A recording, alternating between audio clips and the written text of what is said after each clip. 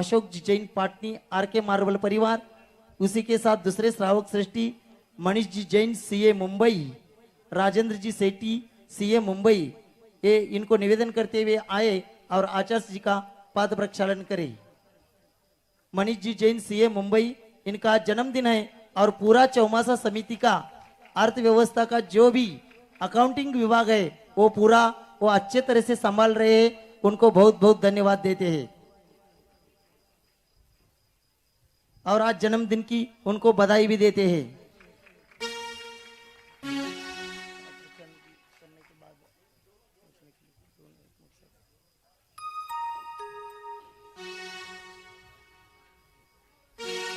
गुरुवर तेरे चरणों की, गुरुवर तेरे चरणों की मुझे धूल जो मिल जाए, चरणों की रज पाकर, चरणों की रज पाकर तकदीर बदल जाए।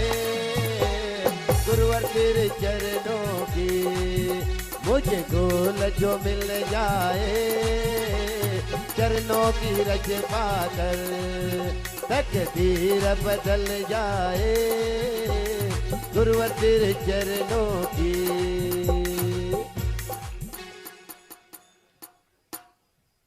मनीष जी जैन इन्होंने इसके पूर्व में भी एक 5,55,555 की कलश की स्वीकृति दी है, उनको बहुत बहुत धन्यवाद। आज एक ऑनलाइन कलश बुक 5,55,555 का ऑनलाइन कलश आया है। पवन कुमार जी सेठी, पाना देवी सेठी, विजय जी सेठी, शर्मिला जी सेठी, विकास सेठी, रीमा सेठी, विवेक, संध्या सेठी, विशाल, अनिता सेठी, कलकत्ता मुंबई दीमापुर सेठी परिवार, इन्होंने एक कलश की स्वीकृति दी, उनको बहुत बहुत धन्यवाद देते। श्रावक श्रेष्ठी परिवार आज यहाँ शासन करेगा। शर्मिला जैन, किशन जैन भिंड एमपी निवासी, इन्होंने छत्र चमर भामंडल संस्कृत जिनालय के लिए यहाँ स्वीकृति दी है, वे आए और आचार्य जी को शास्त्र प्रदान करे।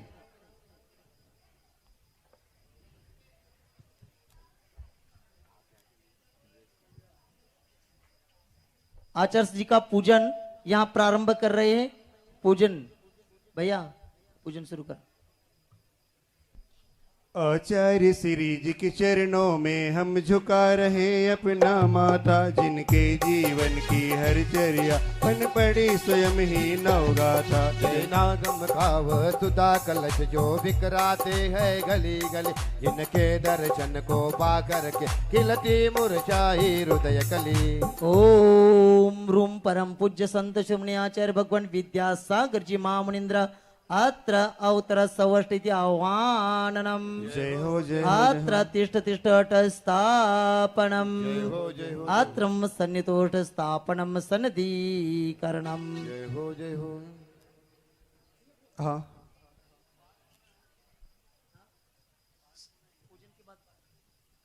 सांसारिक विषयों में पढ़कर मैंने अपने को भरमाया, इस राग देश की वैतरणी से अब तक पार नहीं पाया। तब विद्या सिंधु के जलकन से भव कल धोने आया, आना जाना मिट जाए मेरा यह बंद काटने आया।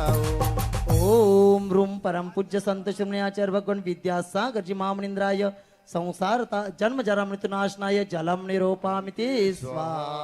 क्रोध अनल में जल जल कर अपना सर्वस्व लुटाया है, निज शांत स्वरूप न जान सका जीवन भर इसे भुलाया है। गंधन सम शीतल का पानी अब चरण तुम्हारी आया हो, संसार ताप मिट जाए मेरा चंदन वंदन को लाया हो। ओम रूम परम पूज्य संत शिरोमणि आचार्य भगवान विद्यासागर जी महामुनीन्द्राय संसार ताप विनाशनाय चंदनम निरूपामिति स्वाहा। जड़ को न मैंने जड़ समझा, नहीं अक्षय निधि को पहचाना, अपने तो केवल सपने थे भ्रम और जगत का भटकाना। चरणों में अर्पित अक्षत है अक्षय पद मुझको मिल जावे, तब ज्ञान अरुण की किरणों से यह हृदय कमल भी खिल जावे।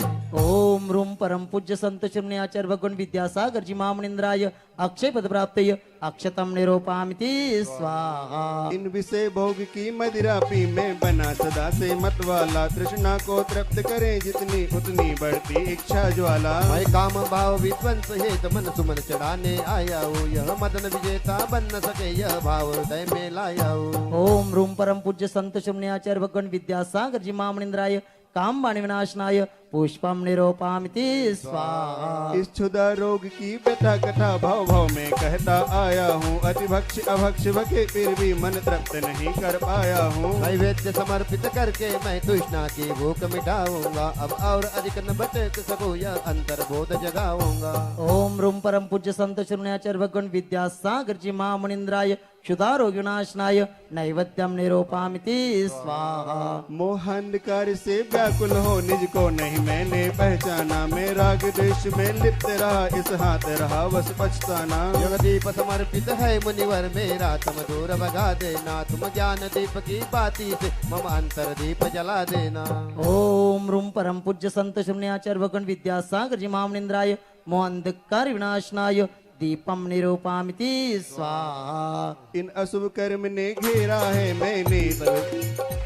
मैंने अब तक यह माना था, बस पाप कर्म तज पुण्य कर्म को चाह रहा अपनाना था। शुभ अशुभ कर्म से परिपुदल है मैं इन्हें जलाने आया हूँ, इसीलिए तव चरणों में अब धूप चढ़ाने आया हूँ। ओम रूम परम पूज्य संत शून्याचार्य भगवान विद्यासागर जी महामनिंद्राय अष्टकर्म दहनाय धूपम निरूपामिति स्वाहा। भोगों को इतना भोगा कि खुद को ही भोग बना डाला, श्राद्ध और साधक का अंतर मैंने आज मिटा डाला। मैं चिदानंद में लीन रहूं, पूजा का यह फल पाना है, पाना था जिसके द्वारा वह मिल बैठा मुझे ठिकाना है।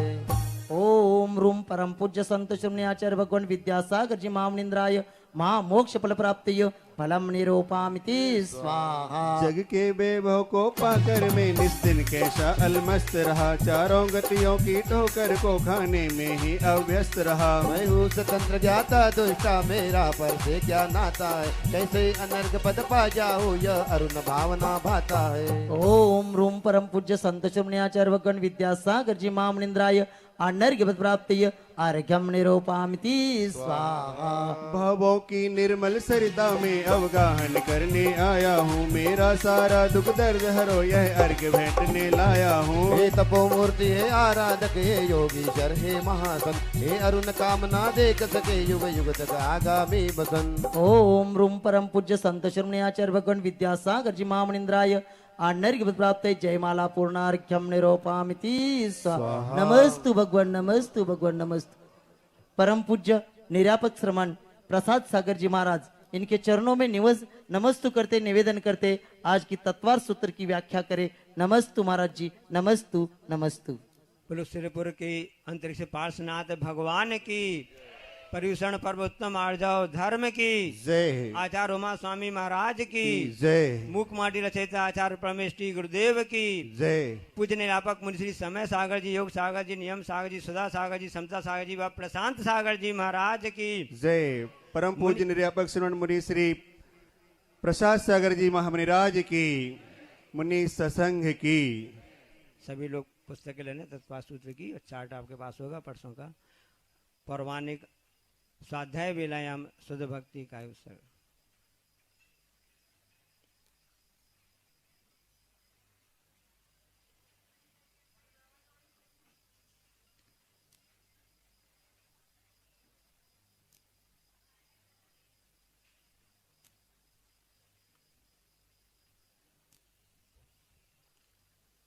ओकारं बिंदु संयुक्तं नित्यं ध्यायन्ति योगिनां कामदं मोक्षदं च ओंकाराय नमो नमः।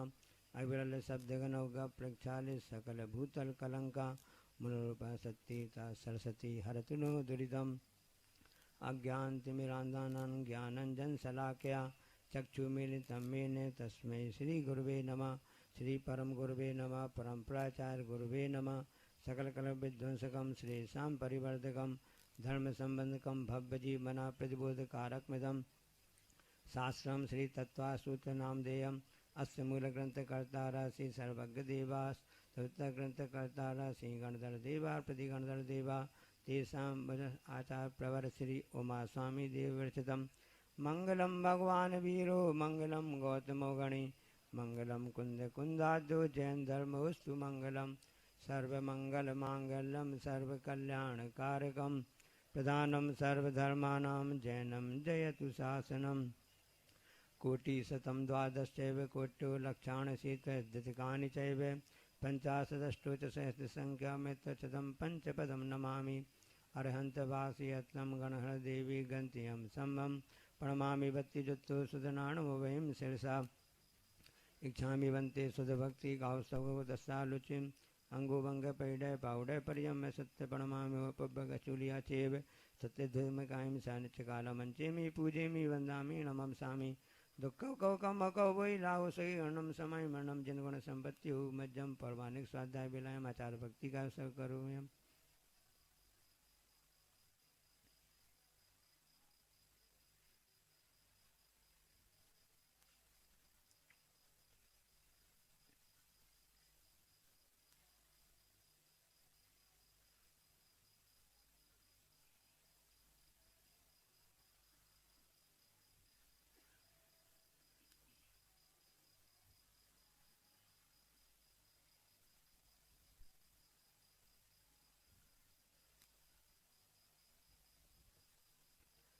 सृजलधिपारिगेभ्यः स्वपरमद्विभावना पटुमतिभ्यः सुचरितपोनिधिभ्यो नमो गुरुभ्यो गुणगुरुभ्यः छत्तीसगुणसमग्रे पञ्चविहाचारकणसन्दर्शे शिष्टानुग्रह कुशले धम्मार्दि सदा वन्दे गुरुभक्तिसंयमेण यतरन्ति संसारसारं घोरं छिन्नत्रि अट्टकं मम जन्मं मरणं न पावयन्ति ये नित्यं व्रतमन्त्रहोमनिरता ध्यानाग्निहोत्राकुला षट्कर्मावृतास्तपोदन्दना साधु क्रिया साधवा शीलप्रावरणा ग्रहणप्रेरणा चंद्राकृते ज्योतिका मोक्षद्वार कपाटपाटन बटा पीड़न्तु मां साधवा गुरुवापान्तो नो नित्यं ज्ञान दर्शन नायका चारित्राणा गंभीरा मोक्ष मार्गोपदेशका इच्छामि वन्ते आर्यभक्ति कौस्तव गौकवतस्सालुचिं सम्मनान समदत्तानं पंचविहाचारम् आर्यारम् आराधिसुनावेश्याणो वज्जायानं तीर्णगुणपारणं सबसावनं शानित्यकालमञ्चेमि पूजेमि वन्दामि नमंसामि दुःखकौकमकौ वैलाउ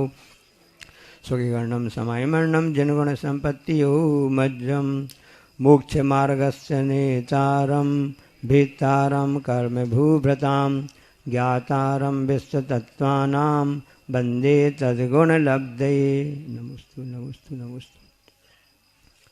और वह एक भव्य आत्मा गुरु चरणों में पहुंचती है और कहती है कि प्रभु आत्मा का हित क्या है। तब करुणा करके गुरु महाराज कहते हैं आत्मा का हित तो मोक्ष में है, उस मोक्ष का मार्ग क्या है। तो उसके लिए फिर परम पूज कुंद कुंद आचार्य महाराज जी के पट्ट शिष्य आचार्य उमा स्वामी महाराज जी ने उस एक श्रावक के निमित्त से तत्वासूत्र की रचना कर दी। प्रथम शताब्दी की बात है। आचार्य श्री कहते हैं कि तत्वासूत्र क्या है, जैन धर्म की कुंजी चाबी है, जिससे जितने भी बड़े बड़े जो शंका के ताले सब खुल जाते हैं, ऐसी वह चाबी है। कर्णान योग के अंतर्गत यह आज तीसरा अध्याय चालू करेंगे, जिसमें जैन भूगोल ज्योग्राफी जिसको बोलते हैं ना, उसका वर्णन है। अब पिछले 2 अध्यायों में आया था कि महाराज जी ने कहा था कि संसारणो मुक्ताश्च है, तो संसारी जीव कौन होते, कहाँ रहते, कैसे रहते हैं। और प्रथम अध्याय में आया था ना भव प्रत्युर्वधि देव का नाम, तो वो नारकी कौन कैसे कहलाते हैं, उसके लिए आज का यह चालू होता है। एक और विशेषता बता दें तत्वासूत्र की कि इसमें झा झंडे का होता है ना, उस शब्द कोई भी सूत्र है ही नहीं, अक्षर ही नहीं उसमें कोई, ना उसमें कोई फा शब्द है, फा अक्षर है ना, नहीं है, क्योंकि झा झगड़े का, फा फालतू का, दोनों चीज इसमें नहीं है, है ना। आर्जव का आर्जव धर्म है, मन में हो सो वचन उचरिए। वो 3 संख्या सूत्र हैं और आगे पहला सूत्र चालू करते हैं। उसमें ही बताया जा रहा है कि पृथ्वियाँ क्या कहलाती हैं। रत्न सर्कला बालुका तम धूम तमो महातमा प्रभा भूम्यो घनाम्बु बाता काश प्रतिष्ठा सप्ताह धोधा। इसमें बता रहे हैं कि सप्ताह धोधा मतलब एक के नीचे एक हैं, 7 हैं। ये क्या हैं, पृथ्वी हैं, उनकी प्रभा है, अलग अलग प्रकार की होती है। प्रत्येक की उसके भूमि में उसकी चमक होती है, उस नाम से उसका नाम रखा है। रत्न प्रभा है पहला, दूसरा शर्करा प्रभा है, तीसरा बालुका प्रभा है, पंक प्रभा है, धूम प्रभा है, तम प्रभा है और महाप्रभा है। ये भूमियाँ 7 हैं, एक के नीचे एक हैं।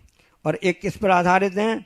वो घनोदधिवाद वलय, घनवाद वलय, तनुवाद वलय और आकाश के आधार पर हैं। ये वलय क्या कहलाती हैं? इसको बोलते हैं वायुमंडल। प्रत्येक जितनी पृथ्वियाँ हैं उनके चारों ओर इस ढंग से वह बेष्टित हैं। उनसे तीनों वलय को समझने के लिए आचार्य महाराज उदाहरण देते हैं, जैसे साइकिल का रिंग होता है, ट्यूब होता है, टायर होता है, इस तरह से वो उसमें बनी हुई हैं। अब इनके नाम भी उस हिसाब से हैं जिस हिसाब से इनका नाम है। घनोदधिवाद वलय मतलब उदधि यानी पानी होता है, उसमें घन रूप है ना, खूब सघनता रूप है। और घनवाद वलय उसमें बास है, मतलब हवा उसमें ही है। तनुवाद वलय, तनु मतलब सघनता से कम, तनु कहलाती है। इस प्रकार से वो तीनों और ये सब एक दूसरे के आधार पर हैं। और उसके बाद में सब कुछ है वो सब आकाश के आधार पर है। आकाश ऐसी वस्तु है जिसको किसी आधार की आवश्यकता नहीं होती है। पूरी सभी द्रव्यों को आधार देने वाला आकाश द्रव्य कहलाता है। इसका सबने नाम सुना होगा, चालू नाम होता है ना, धम्मा, बंसा, मेघा, अंजना, अरिष्टा, मगवी और माघवी, ये उनके नाम होते हैं। ये ध्यान रख लेना, ये भूमि है, यहाँ पर विमान की व्यवस्था नहीं है। विमान की व्यवस्था तो स्वर्ग में होती है, नरकों में तो सिर्फ भूमियाँ हैं। अब भूमियाँ किस प्रकार से होती हैं उसके लिए बताते हैं।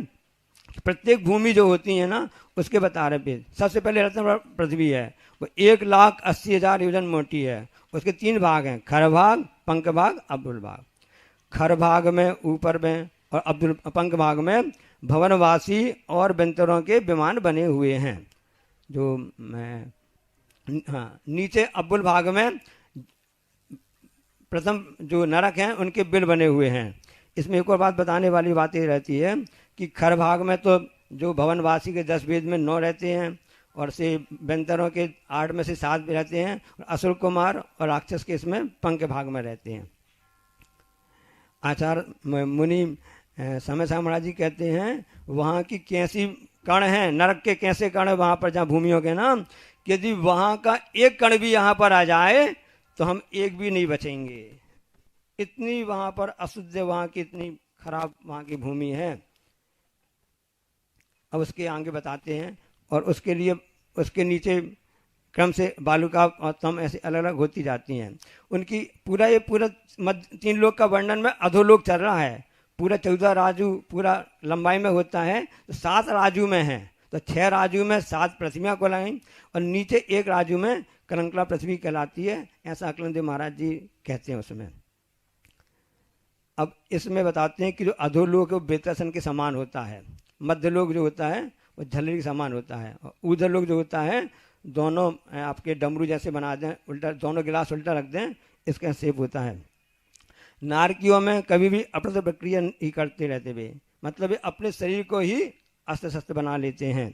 एक और उनमें विशेषता होती है, कोई भी निगोदिया जीव नहीं होते वहाँ पर। उनकी कौन सी भाषा होती है अब इसका कोई उल्लेख समझ में नहीं आया, ऐसा गुरु महाराज जी कहते हैं। प्रथम भूमि में 13 होते हैं, उसके बाद 9, 7, 5, 3 और 1 पटल हैं। अर्थात कुल कितने पटल? उसमें 49 पटल हैं। ये पटल वास्तव में क्या बिल हैं। जैसे कोई लकड़ी में घुन लग जाती है ना तो दिखने में नहीं आती है, लेकिन अंदर उसमें छिद्र बने रहते हैं। इस प्रकार से उसमें बिल बने हुए हैं। उन बिलों के अंदर नारकी रहते हैं। ये 7 तो भूमियाँ हैं, उन भूमियों में बिल बने हुए हैं जिनको अपन नरक कहते हैं। अब उनकी भूमियाँ जो हैं उसमें कैसे उनकी बताने के लिए कहते हैं कि निवास स्थान है या और कहीं भी स्थान है। अगला सूत्र तासु 3पंच विंशति पंचदश दस्वी पंचोनेक नरक श्रेष्ठाणी पंचचैव यथाक्रमम। अब उन नारकियों में जो 30, 25, 15, 10, 3, 5 कम 1 और 5 ऐसे नरक बने हुए हैं प्रत्येक में, अर्थात बिल बने हुए हैं। 30 लाख, 25 लाख, 15 लाख, 10 लाख, 3 लाख, 5 लाख, ऐसे कुल 84 नरक यानी बिल बने हुए हैं। उन बिलों में हमेशा कालापन बना रहता, अंधेला बना रहता है। आगे बताएंगे उसमें कैसा रहता है। वहाँ पर जो होता है प्रकाश की व्यवस्था नहीं है, लाइट की व्यवस्था नहीं वहाँ पर नरकों में, तो फिर देखते कैसे होंगे, आपस क्या करते होंगे? बस जैसे उल्लू रात्रि के प्राणी कहलाते ना, उस प्रकार से उनमें आंखों में इतना रहता है कि रात में उनको दिखाई दे जाता, पूरा अंधेरा रहता है। इस प्रकार से वहाँ रहती है। वहाँ पर हमेशा साता बेदनी की उद्दीर्णा ही चलती रहती है। अब आगे उसमें बताएंगे बिल, उस बिल की विशेषता बताते हैं। बिल किस प्रकार के होते हैं? श्रेणीबद्ध होते हैं, इंद्रक बिल होते हैं, प्रगीण बिल होते हैं। आपने कैरम खेला होगा ना, कैरम खेल होता है ना, तो उसमें जैसे कीन होती है ना, बीचों बीच रखी जाती है, फिर लाल और गोटी सफ़ेद ऐसे लाइन से रखी जाती है ना। इसके बाद में ना जब स्ट्राइकर चलाते हैं सब गोटियाँ वहाँ फैल जाती हैं। कीन हो गई आपका इंद्रक बिल हो गया, और जितनी गोटी जमी थी उस समय वो श्रेणीबद्ध बिल हो गए, और जो फैले हुए हो गए वो प्रकीर्णक बिल हो गए हैं ना। ऐसे वहाँ बिल होते हैं। बिल का मतलब क्या कहलाता है? एक बिल ये भी कहलाता है। बच्चे से पूछा, बच्चे से मम्मी ने कहा कि जा पापा को बुला भोजन करने के लिए। तो पापा ने कहा बेटे से अभी हम बिल बना रहे हैं, हम बाद में आएंगे। बिल है ना कैश मेमो, नगद पत्रक ना। हाँ, तो ये तो अपना पुण्य है कि अपन गुरु चरणों में, प्रभु चरणों में पर आ गए हैं। उन बिलों को छोड़ कर इन बिल में ना लग जाओ, ये कह रहे हैं। 10 दिन पुण्य की बात है। अब आगे बताते हैं कि उन नार की क्या विशेषता होती है। नारका नित्या सुप्ता लेसा परिणाम देव वेदना विक्रिया। हाँ, अब यहाँ पर बता रहे हैं कि उन नारियों की जीवन शैली क्या है, लाइफ स्टाइल क्या है, ये आप देखें सब। उसलिए बताते हैं कि जो नारकी होते हैं वे हमेशा ही कैसे रहते हैं? असुप्त लेसा वाले होते हैं, असुप्त परिणाम वाले होते हैं, असुप्त देह वाले होते हैं, और वेदना वाले, असुप्त विक्रिया वाले होते हैं। नित्य यानी ऑलवेज, हमेशा हम चलता रहता है। जैसे बॉम्बे वगैरह रेलवे स्टेशन में 24 घंटे गाड़ियाँ आती जाती रहती है ना, 1 सेकंड के लिए भी वहाँ पर आराम विश्राम नहीं है। ऐसे वहाँ पर नारकियों में चलता रहता है। और उनकी लिस्टें कैसी होती हैं? जघन्य कापोत कृष्ण नील लिस्टें तो होती हैं, और क्रम से होती जाती हैं। कल महाराज जी ने आप सबको बताया था कि जो नील लिस्सा होती है, जो नील लिस्सा होती है ना, बहुत क्रूर ऐसे परिणाम होते हैं, और जो कृष्ण लिस्सा होती है बहुत ही क्रूर रहते हैं, और नील लिस्सा में बहुत झूठ वाले परिणाम रहते हैं। कापोत लिस्सा वाला बहुत आलसी होता है। परिणाम कैसे उनके रहते हैं? वहां पर अशुभ परिणाम ही रहेंगे। कैसे अशुभ लगाना है? तिरंचों की अपेक्षा और अशुभ रहते हैं तुलना करने पर। इस पर रस गंध वर्ण जितने भी होते हैं ना, हमेशा होते हैं। एक साथ 1000 बिच्छू यदि काट खाएं, जितना दुख दर्द होता है, ऐसा पीड़ा होती है।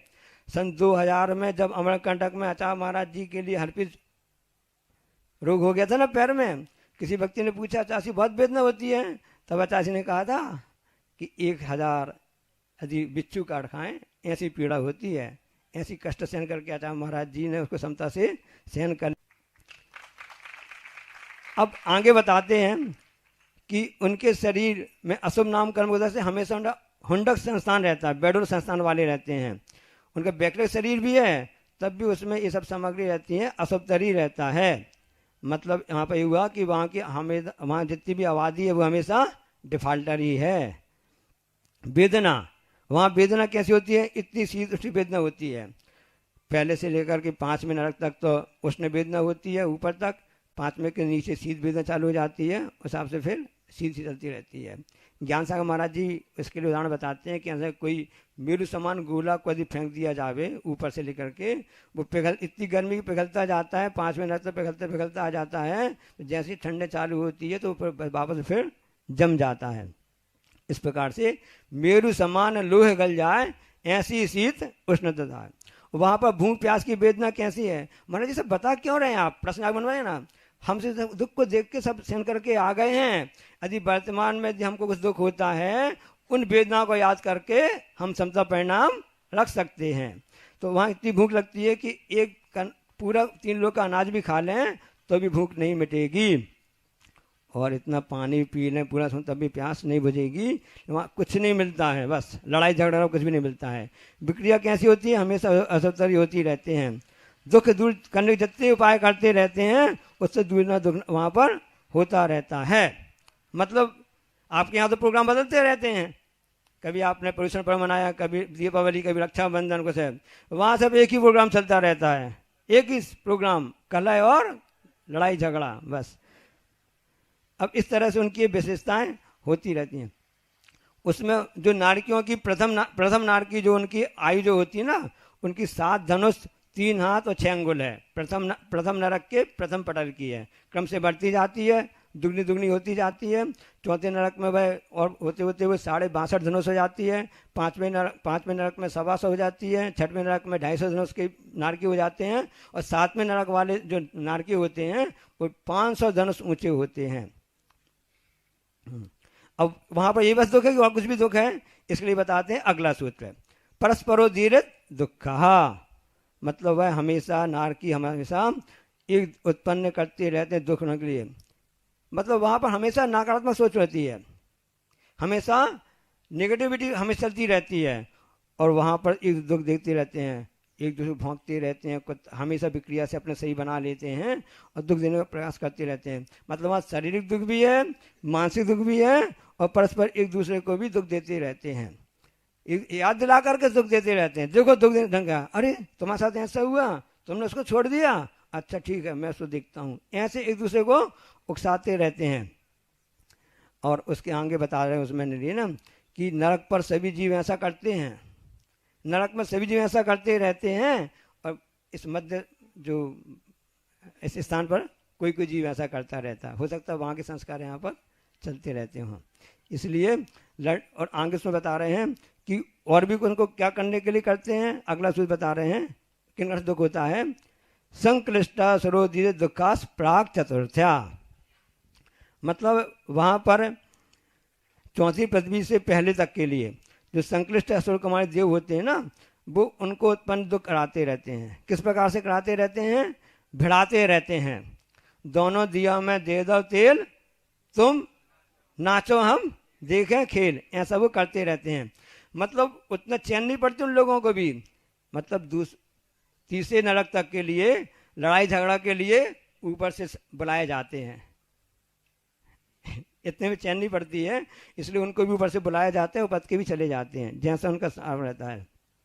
क्योंकि वे अशोक कुमार होते ना, वो हमेशा क्या करते हैं, दूसरों के लिए तिरस्कारी करते रहते हैं, और हिसाब से हमेशा वहाँ सात्विक विडना चलती रहती है। अब यहाँ च शब्द आया है जो बताता है कि वहाँ कल्पवासी देव भी जाते हैं, मतलब वहाँ पर जो धर्म उपदेश देने के लिए भी वहाँ पर जाते रहते हैं। कुछ समय के उनको लिए सुख मिलता होगा उपदेश देने से, हाँ मिलता होगा, लेकिन बिल्कुल जितने अधिक दुख है नरक में है उतने ही सुख स्वर्ग में होते हैं। इसलिए मनुष्य भाव के जो संस्कार होते हैं ना, ऊपर आ जाते हैं ना, उसका फर्क पड़ता रहता है। इसलिए आग में कभी भी घी का काम नहीं करना चाहिए, जैसा वे अशोक कुमार करते रहते हैं, उससे हमेशा बचना। उसमें सभी असर नहीं करते हैं, जो अम्बरारिस जाति के जो देव होते हैं ना, वही कुछ इस प्रकार के ऐसे करते रहते हैं। मतलब एक तो गुरवेल और दूसरा नीम पर चढ़ी, इस प्रकार से वहाँ पर हो जाता है। तो वहाँ पर क्या, वहाँ पर जो सम्यक दृष्टि भी नारकी रहते होंगे, तो वह हमेशा ऐसी नारिकों के लिए संबोधन देते होंगे? नहीं, आपस में दे नहीं सकते हैं, क्योंकि चोर चोर मौसेरे भाई। अब आगे बताते हैं कि उनकी उत्कृष्टता कितनी होती है। 30 व्यक्ति सप्तदश द्वाविंशति 33 सागरोपमा सत्वानाम परा स्थिति, परा यानी उत्कृष्ट इसी कहलाती है, आयु की है। कि जो रत्न प्रवाह में जो नारकी होते हैं उनकी 1 सागर होती है, सकड़ा प्रवाह में 3 सागर की उत्कृष्ट आयु होती है, बलगर प्रवाह में नारकियों की जीवों की 7 सागर होती है, पंख प्रवाह में 10 सागर होती है, धूम प्रवाह में 7 सागर होती है, तमा प्रवाह में 6वें में अर्थात 22 सागर होती है, महातमा प्रवाह 7वें नरक में 33 सागर की आयु वाले होते हैं। 30 यानी उन नरकों में 57 उन नारकीय जीवों की इस आयु बताते हैं। तो 1 सागर आयु कितनी कहलाती है? असंख्यात वर्षों का होता है। उसको जब हिसाब लगाएं ना, पल्ले अद्धा पल्ले से करेंगे, तो ऐसे असंख्यात वर्षों की 1 सागर होता है। समझने की आपको बता देते हैं, पूरे वर्तमान में भूगोल में 6 महाद्वीप है ना, एशिया, अफ्रीका, यूरोप, ऑस्ट्रेलिया, उत्तर में दक्षिण अमेरिका ना, और महासागर है, प्रशांत सागर, अंध महासागर जितने भी हैं, हिंद महासागर है ना, इस सबसे। अब इनमें जितने भी सागर हैं, मान लो उदाहरण समझाने के लिए ना, जितने भी सागर का पानी इकट्ठा कर लो 5 महासागरों का, और एक एक बूंद पानी 100 साल में निकालते रहो, जितने समय पूरा पानी खत्म हो जाए उतना समझ लो 1 सागर, जो हम कम बता रहे हैं वैसे। इतने इस ढंग से 30 सागर की आयु परंत जीव भू करके आ गया है, नरकों में भी और स्वर्गों में भी। इस तरह से वहां पर हर चीज उल्टी सोचते रहते हैं। आचार्य श्री हमेशा कहते रहते हैं ना, जो व्यक्ति अपने घर में इसी प्रकार की सोच रखता रहता ना, हमेशा नेगेटिविटी कर सकता ना, ऐसा लगता है नरक के संस्कार वहाँ पर अभी तक उसके चल रहे हैं। इसलिए हमेशा पॉजिटिव सोचो, सकारात्मक सोचना चाहिए, क्योंकि आगे आपको अच्छी गति मिलना है। कि चाहते नहीं चाहते हो? हाँ चाहते हैं ना। और एक नारकी दूसरे नारकी हमेशा तिल तिल करें दे के खंड है, इस प्रकार से रहते हैं। तब भी उनका शरीर कभी भी बिखर जाता, लेकिन उनकी अकाल मरण कभी भी नहीं होता है। पहाड़ की तरह बिखरने के बाद फिर से पुनः जुड़ जाता है। और तीर्थंकर के कल्याण के समय में एक समय के लिए वहाँ पर सुख की अनुभूति होती है, ऐसा कहा जाता है। जब तीर्थंकर भगवान जन्म होता है उसके प्रभाव से वहाँ भी एक समय के लिए, हमेशा साधक दीन चली रही है, एक समय के लिए तो वहाँ पर सुख की अनुभूति होती है। और से अब इस तरह से ये पूरा हम जल्दी आपको नरक से निकाल के ऊपर अध्ययन के अपेक्षा से ले आए हैं ना, इसलिए रही भावना ऐसी मेरी, सरल सत्य व्यवहार करूं, बने जहां तक इस जीवन में औरों का उपकार करूं। उस भावना से निकल के उस कारण से हम सब निकल के यहाँ पर आ गए हैं। अब यहाँ का मध्यलुक आ गया है। अगला सूत्र है जम्बू दीप लवणो दाद्या सुमना मानो दीप समुद्र। जो मध्यलोक होता है उसमें जम्बू दीप, लवण, समुद्र आदि को लेकर के शुभ नाम वाले द्वीप और समुद्र हैं। मतलब इस मध्यलोक में असंख्यात द्वीप और समुद्र हैं। उनके नाम है जम्बू द्वीप, लवण समुद्र, धातकी खंड, फिर कालुद्वीप समुद्र आता है, पुष्कर द्वीप आता है, समुद्र, ऐसे उसमें 13 नाम है। और भी आगे बढ़ते जाते हैं। सबसे अंत में शंभु लवण द्वीप होता है, उसके बाद शंभु लवण समुद्र होता है। पूरे एक राज्य तक इस हिसाब से इसमें फैले हुए रहते हैं नाम। अरे आधे सब दुगने दुगने होते जाते हैं। मतलब आधे राज्यों में केवल शंभु लवण समुद्र है, उसके आधे में केवल आपके लिए जितने भी द्वीप समुद्र पूरे इसमें आ जाते हैं, असंख्यात हैं, एक ही नाम के बहुत से मिल जाते हैं। आगे उसमें बता रहे हैं कि उसमें द्वीप समुद्रों की रचना विस्तार कैसे होती है। अगला सूत्र दृढ़ दृढ़ विस्कंभ पूर्व पूर्व परिक्षेपणों बलया कृतया। वे द्वीप और समुद्र कैसे हैं? दूने दूने विस्तार वाले हैं और पूर्व पूर्व के द्वीप समुद्र को घेरे हुए हैं, चूड़ी के आकार वाले हैं। मतलब ये हुआ कि जम्बू द्वीप जो सबसे पहले है वो थाली के आकार का है, और उसके बाद में जो जितने भी हैं समुद्र वो सब चूड़ी के आकार के हैं, राउंड में करते हैं। जैसे हम सब विधान वो करते हैं ना, कोई विधान उसका मारना बांधते ना, बस उस हिसाब से समझ जाएंगे आप लोग। अब आगे द्वीप समुद्र है उसका कथन बताते हैं। तन्मध्ये मेरु नाभिर वृत्त्यो योजन सत सहस्त्र विस्कंभो जम्बू द्वीप। व्यास मत उनका जो व्यास बता रहे हैं ना कि उन द्वीप समुद्रों के बीच में मेरु जो होता है ना, वह कैसा मेरु यानी नाभि, जो नाभि कहलाता है ना, बीचों बीच वहां पर 1 लाख योजन विस्तार वाला जम्बू द्वीप है। उसको बोलते व्यास, डायमीटर जिसको बोलते हैं ना, ऐसा उस विस्तार वाला कहलाता है। हाँ? थाली के आकार का तो आपका जम्बू द्वीप हो गया, उसके बीचों बीच उसमें आपका ये हाँ मेरु पर्वत कहला गया। मध्य में जो मेरु पर्वत है 1 लाख योजन वाला है कि नहीं? उसमें किस प्रकार से उसमें योजन है ना कि 1000 योजन उसकी जो मेरु बता रहे हैं ना, उसमें नीचे 1000 योजन तो उसमें है, ऊपर 99,000 है मध्यलोक में, और 40 योजन की उसकी चूलिका है। इस ढंग से साधन तीर्थंकर भगवान जब भी जन्म कल्याणक होता है वहीं पर ले जा करके स्वधर्मिंद भगवान के अभिषेक आदि करते रहते हैं। लवण समुद्र से घिरा हुआ धातकी खंड है, ऐसे एक क्रम से घट जाते हैं। ये योजन कितना होता है? लगभग 4000 मील का, यदि बड़ा वाला लेते हैं तो 4 करोड़ मील बराबर होता है 1 लाख योजन, इतना ऊंचा है। और उसमें उसका विस्तार दोनों तरफ लेना चाहिए। मतलब उसके लिए पूरा 45 योजन आता है ना, एक योजन उससे दुगना 2 4 8, फिर इस तरफ 2 4 8 8, तो पूरा 45 योजन का पूरा 2.5 द्वीप हिसाब से बन जाता है। अब जम्बू द्वीप इसका नाम क्यों पड़ा? क्योंकि वह उत्तर पूर्व जो विदेश क्षेत्र में है उसमें एक जम्बू नाम का वृक्ष होता है, वहां पर इसलिए उसका नाम है। वो कैसा है? अनादि निधन पृथ्वी का एक है। पूरे उस जम्बू द्वीप में 1,04,120 इतने वृक्ष उसमें रहते। जम्बू यानी जामुन के वृक्ष होते हैं, चलो परिणत में आप देख सकते हैं। और इसी प्रकार से आगे धातकी खंड आएगा, तो धातकी खंड में धतूरा का पेड़ होता है, इसलिए उसका नाम धातकी खंड पड़ा है, ऐसा आगे आता है। अब आगे बताते हैं कि 6 पर्वतों जो कुलाचार पर्वत होते हैं ना, वो 7 क्षेत्र बन जाते हैं। कैसे बन जाते हैं? जैसे कोई भी किसी भी एरिया को आपको विभाजन करना हुआ तो जितने क्षेत्र बनाना उससे एक कम आपके लिए विभाजन करना पड़ेगा। अगला सूत्र है भरत हेमवत हरि विदे रम्यक हिरण्य बतैरावत वर्षा क्षेत्राणी। जम्बूद्वीप में भरत क्षेत्र, हेमवतक, हरिवर्ष, विदे वर्ष, रम्यक वर्ष, हिरण्यवत और ऐरावत, ये सब प्रकार के 7 प्रकार के उसमें होते रहते हैं। चक्रवर्ती जो भरत चक्रवर्ती था ना, उसी के योग से इसका नाम भरत क्षेत्र पड़ा, प्रथम था। और आपको बहुत अच्छी इतिहास की बात बता देते हैं, सम्राट खारवेल जिसने कलिंग युद्ध में जिन प्रतिमा जीत करके लाया था, ईसा की पहली सदी पहले की बात है, और वहाँ पर उसका शिलालेख मिलता है। 10वीं उसकी पंक्ति में लिखा है भर हेरा बरसू, मतलब वहाँ पर उल्लेख मिलता है कि आपका भारत है, हमारा वतन का नाम भारत है, इंडिया नहीं। उससे आप आज से 2100-2200 वर्ष पुरानी बात उसमें लिखी हुई है। उस भरत क्षेत्र के मध्य बीच में विजाद पर्वत है।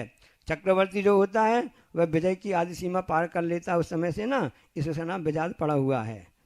अब चक्रवर्ती अपनी प्रशस्ति वहाँ लिखने जाता है तो वहाँ पर एक वृषभगिरी रत्न में पर्वत है, जहाँ पर वह अपना नाम लिखता है मान कसाई के वशीभूत होकर के।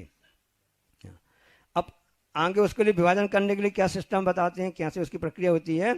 तद विभाजना पूर्वा परायतो हिम्बन महाहिम्बन निषद नील रुक्मी शिखरणो बसधर पर्वता।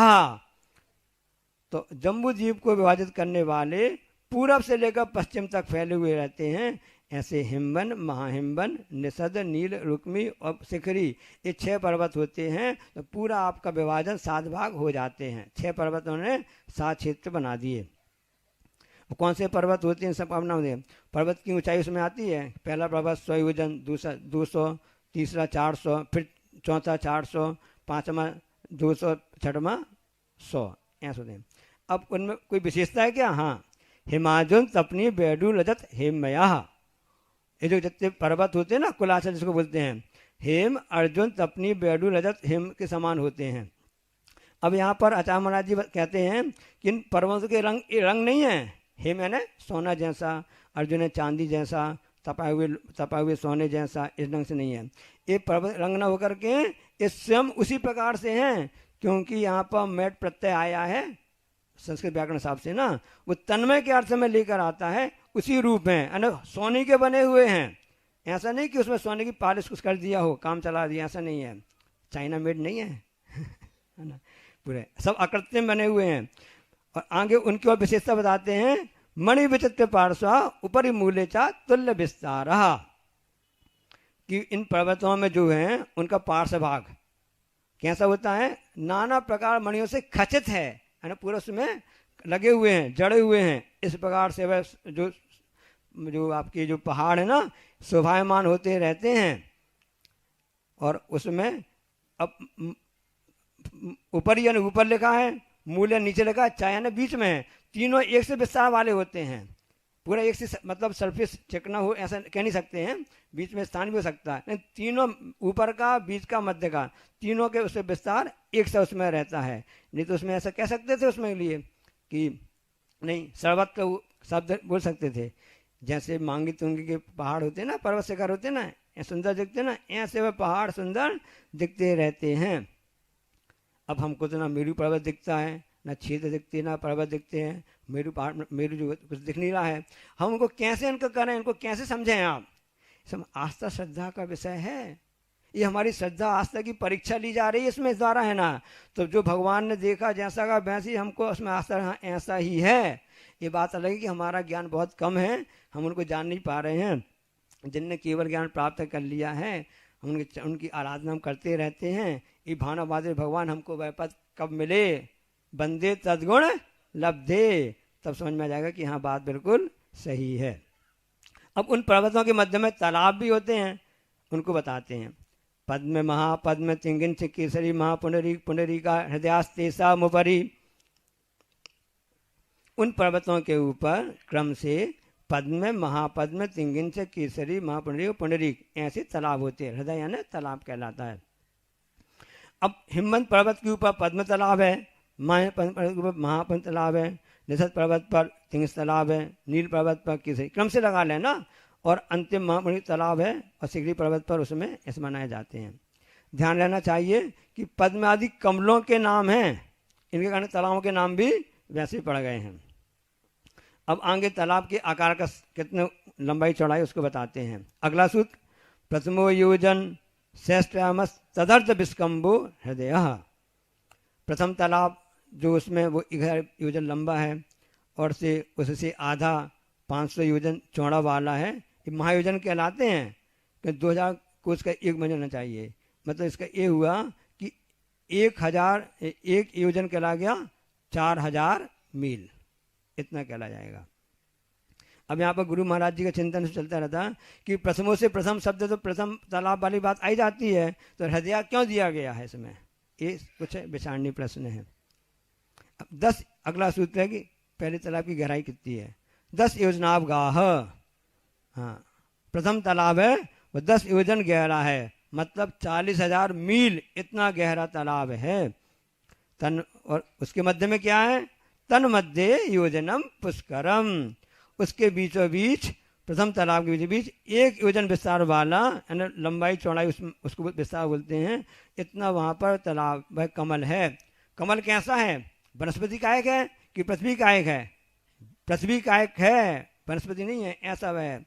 उस कमल के अंदर उनके परिवार वाले सब रहते हैं, 1,40,115, ये पूरे उसमें बने हुए रहते हैं, खूब सारे से बसता है। मतलब प्रथम तालाब हो जाएगा आपका 1000 बाई 1500 बाई 10 का हो जाएगा। दूसरा तालाब हो जाएगा आपका 2000 बाई 1000 बाई 20 का, भरता जाएगा ना। तीसरा आपका जो हो जाएगा वो 4000 बाई 2000 बाई 40 का, इस ढंग से वह होता जाता है। अब आगे उन्हों के लिए बताते जाते हैं, तद द्विगुण द्विगुण हृदय पुष्कराणिचा। आगे के तालाब और कमल जो होते हैं क्रम से दुगने दुगने होते जाते हैं, उसकी साइज में, लंबाई चौड़ाई ऊंचाई मोटाई मिला करके। अब उन कमलों पर कौन रहता है, तो उसमें देवियां रहती हैं, उनका ज्ञान बताने के लिए अगला सूत्र है, तन्निवासिन्यो दिव्या श्री ह्री धति कीर्ति बुद्धि लक्ष्म्या पल्लुपमस्थिता ससामानिक परिषद कहा। मतलब उन कमलों की कर्णिकाओं में जो देवियां रहती हैं, श्री ह्री धति कीर्ति बुद्धि लक्ष्म्या, इस पर 6 इसमें ली गई हैं, और वो कैसी होती हैं कि पल्लुपम की आयु वाली होती हैं, उनकी आयु 1 पल्ले की होती है, और वह सामानिक और परिषद देवों के परिवार से संबंध रखने वाली होती हैं, साथ में रहती हैं। सामानिक जानते हैं अपन, आगे 4 अध्याय में पढ़ाएंगे, महाराज जी बताएंगे कि किसी कहते हैं सामानिक कि जो मतलब जो इंद्र के समान होते हैं, लेकिन आगे स्तर में बस कम रहते हैं, बाकी उन्हीं के जैसे होते हैं। इसमें एक और आता है कि अष्टकुमारी जो बनती हैं, इनसे इनका क्या संबंध है, तो इसमें शांति देवी और पुष्टि देवी और मिल जाती हैं, गुलाचल पर्वत की देवियाँ वो कहलाती हैं। इस हिसाब से देवियाँ आकर के तीर्थंकर माँ की सेवा करती रहती हैं। तो 3 देवियाँ स्वधर्म इंद्र की आज्ञा वाली रहती हैं, 3 देवियाँ ईशान इंद्र की आज्ञा वाली रहती हैं, और शांति देवी पुष्टि देवी जो होती हैं वो गुलाचल पर्वत की होती हैं। अब प्रश्न यहाँ पर कि देवियाँ ब्रह्मचारिणी होती हैं ना, तो उसके लिए यहाँ बताया जाता है, जो श्लोक भारती को बताया कि सब ब्रह्मचारिणी ही होती हैं, इनकी योगिनी कहलाती हैं। अब आगे उन तालाबों से और क्या होता है, सब जानते हैं कि तालाबों से नदियों, तालाब छोटे होते हैं, नदी बड़ी होती हैं, लेकिन आगम कहते हैं नहीं, तालाब इतने बड़े होते हैं, उनसे नदियाँ निकलती हैं। जैसे बेतवा नदी कहाँ से निकली है, भोपाल के तालाब से निकली है, ऐसा कहा जाता है ना।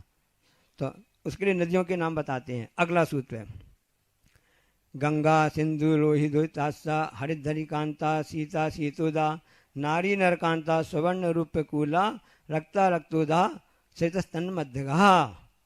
इस प्रकार से उन तन मध्यगा, उन क्षेत्रों के बीच बहने वाली एक गंगा सिंधु रोहित रोहितासा हरित हरितकांता सीता सीतोदा नारी नरकांता स्वर्ण रूपकूला, ये नदियाँ 14 नदियाँ रहती हैं, मुख्य नदी हैं। इनके बाद सहायक नदी भी होती रहती हैं, आगे बताएंगे, लेकिन उसके पहले बताते हैं कि उनको कौन दिशा में बहती हैं।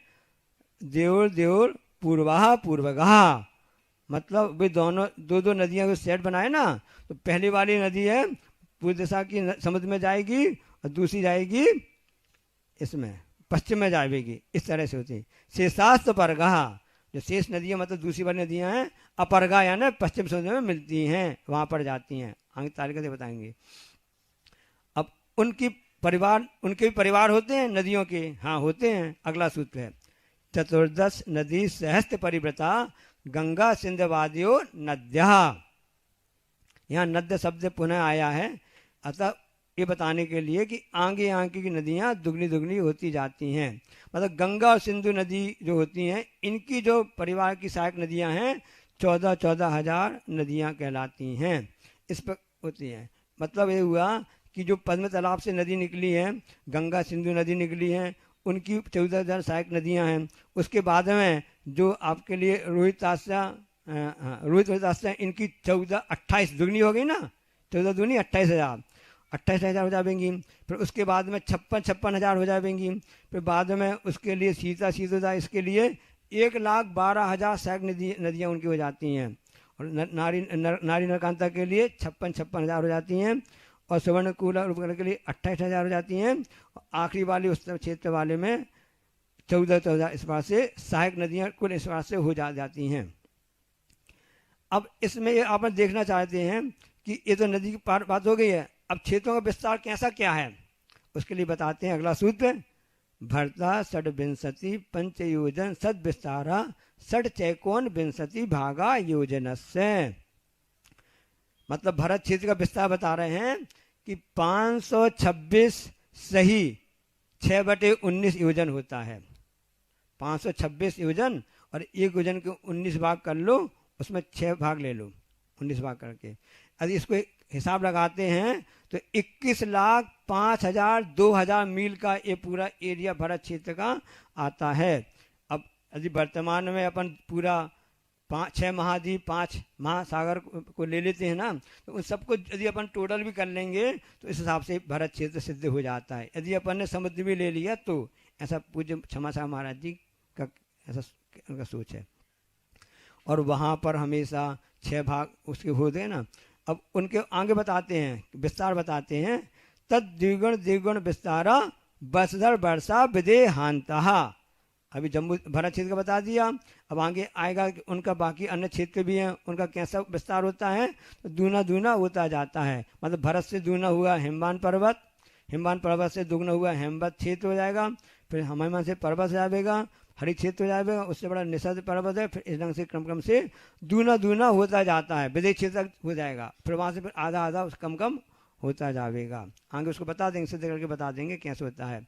उत्तरा दक्षिण तुल्य, जैसा उत्तर में उत्तर के क्षेत्र में कैसे है, जैसा दक्षिण के हिसाब से है। जैसे आपको इस तरफ का बताया वैसे उस तरफ ही लगा लेना चाहिए। इस प्रकार से इसका होता है। अब जैसे चंद्रमा होता है ना कृष्ण पक्ष में, उसका कम होता जाता है और शुक्ल पक्ष में बढ़ता जाता है। इस ढंग से वहाँ पर लंबाई चौड़ाई ऊंचाई जितने भी इस ढंग से तालाबों का क्षेत्रों का समय से लगाते जाना चाहिए। अब आगे बता रहे हैं कि भरत क्षेत्र में जो मनुष्य होते हैं उनका अनुभव एक सा रहता है, कुछ विशेषता भी है। इसका समाधान करते हैं, अगला सूत्र है। भरतैरावत्योर वृद्धि ह्रासो सरसमाभ्याम मुसर्पिण्य वसर्पिण्याभ्याम। मतलब भरत और ऐरावत में जो उत्सर्पणी और सर्पणी के 6 कालों में वृद्धि और ह्रास होता रहता है। यहाँ पर आचार्य बहुत अच्छा चिंतन है कि इसमें समय शब्द आया, समय आया, इसके स्थान में काल भी शब्द लिख सकते थे, एक अक्षर की बचत हो जाती है। कहा जाता है कि यदि एक अक्षर की बचत करने पर इतनी प्रसन्नता आचार्य महाराज जी को होती, जो लिखते हैं ना कि जैसे एक पुत्र रत्न पर जितना प्रसन्नता श्रावक होता है ना, उतनी प्रसन्नता होती है। विचारणी प्रश्न आचार्य महाराज जी का बहुत अच्छा चिंतन इस समय में। और भरत ऐरावत क्षेत्र में सृष्टि का ही क्रम चलता रहता है क्या? हाँ, ये चलता रहता है, लेकिन उसमें विकास और ह्रास होता रहता है। मतलब क्षेत्रों की हानि होती है, क्षेत्रों की हानि नहीं होती है, उसमें रहने वाले जो मनुष्य आदि होते हैं उनमें कम ज़्यादा होती रहती है। आयु में, शरीर में, बुद्धि में, वैभव में, सबसे बढ़ते रहते हैं और घटते रहते हैं। इस तरह से 20 कोड़ी सागर का एक कल्पकाल होता है। मतलब एक अवसरणी 10 कोड़ी सागर की और एक 10 कोड़ी उस तरफ अपनी हो गई। पूरा एक साइकिल कहला के ना घड़ी का पूरा कांटा 12 से 6 तक नीचे और 6 से 12 तक ऐसा 20 कोड़ा कोड़ी सागर का होता रहता है। और उनमें और उसके भेद बताते हैं, किस प्रकार से भेद होते हैं कि सुषमा सुषमा काल होता है, फिर सुषमा काल, सुषमा दुखमा, दुखमा सुखमा, दुखमा और दुखमा दुखमा। एक कौन सी है? अवसर्पणिक हो गया। और जब इसको अवसर्पणिक लगाएंगे तो वो जाएगा, कैसे हो जाएगा? पहले दुखमा दुखमा, फिर दुखमा, फिर दुखमा सुखमा, सुषमा दुखमा, फिर सुषमा और फिर सुखमा सुखमा। और यहाँ पर इस समय वर्तमान में तो अभी जो चल रहा हुंडा विशेष है। असंख्यात एक कालों के बाद में ऐसा आता है कि ऐसा हुंडा काल आता है जिस अनेक विशेषताएं होती हैं। जिस प्रकार से कि तीर्थंकर की पुत्रियाँ नहीं होती हैं लेकिन हुई थी, और कभी भरत का मान खंडन नहीं होता है। इस काल की मतलब विशेषता है कि इस कारण से भारत हार गया और बाहुबली जीत गए। भारत की विशेषता बता दें, भारत हमेशा जीतता और लौटा देता है। हमें बाहुबली ने जीत लिया, भरत से कहा जाओ तुम राज्य करो, मैं जाता हूँ जंगल तपस्या करने के लिए। इस तरह से विशेषता होती हैं। अब आगे उसमें बताते हैं कि इनके लिए, और बताते हैं कि जो सुषमा काल होता है उसमें 6000 धनुष की ऊंचाई वाले होते हैं। दूसरा काल जो होता है ना उसमें 4000 धनुष उनकी ऊंचाई होती है। तीसरा होता है उसमें 2000 धनुष की ऊंचाई वाले होते हैं। और चौथा काल में 500 धनुष की ऊंचाई वाले होते हैं। भरत आदि 500 वाले थे, बाहुबली के लिए विशेष मिल गया था 550 धनुष। पंचम काल है दुखमा का जो भी चल रहा है, इसमें 7 हाथ की ऊंचाई वाले मनुष्य होते हैं। और आगे आने वाला छठवां काल आएगा दुखमा दुखमा, दुखी दुख रहेगा, 3 हाथ की वहाँ पर ऊंचाई वाले होते हैं। जो पहला काल है 4 कोड़ा कोड़ी सागर का होता है, दूसरा 3 कोड़ा कोड़ी सागर का होता है, तीसरा होता है 2 कोड़ा सागर का होता है, और जो चौथा काल होता है 42,000 कम 1 कोड़ा कोड़ी सागर, एक कोड़ा कोड़ी सागर होता है। पांचवा का चल रहा है 21,000 वर्ष का चल रहा है। अभी 2,500 निकल गए हैं, कुछ ऐसा मानते हैं कि अभी कुछ 2,000 वर्ष बाकी हैं। और छठवां काल है वो भी 21,000 वर्ष का होता है। ऐसा पूरा 10 कोड़ा कोड़ी सागर हो गया, पूरा 20 कोड़ा कोड़ी सागर हो गया।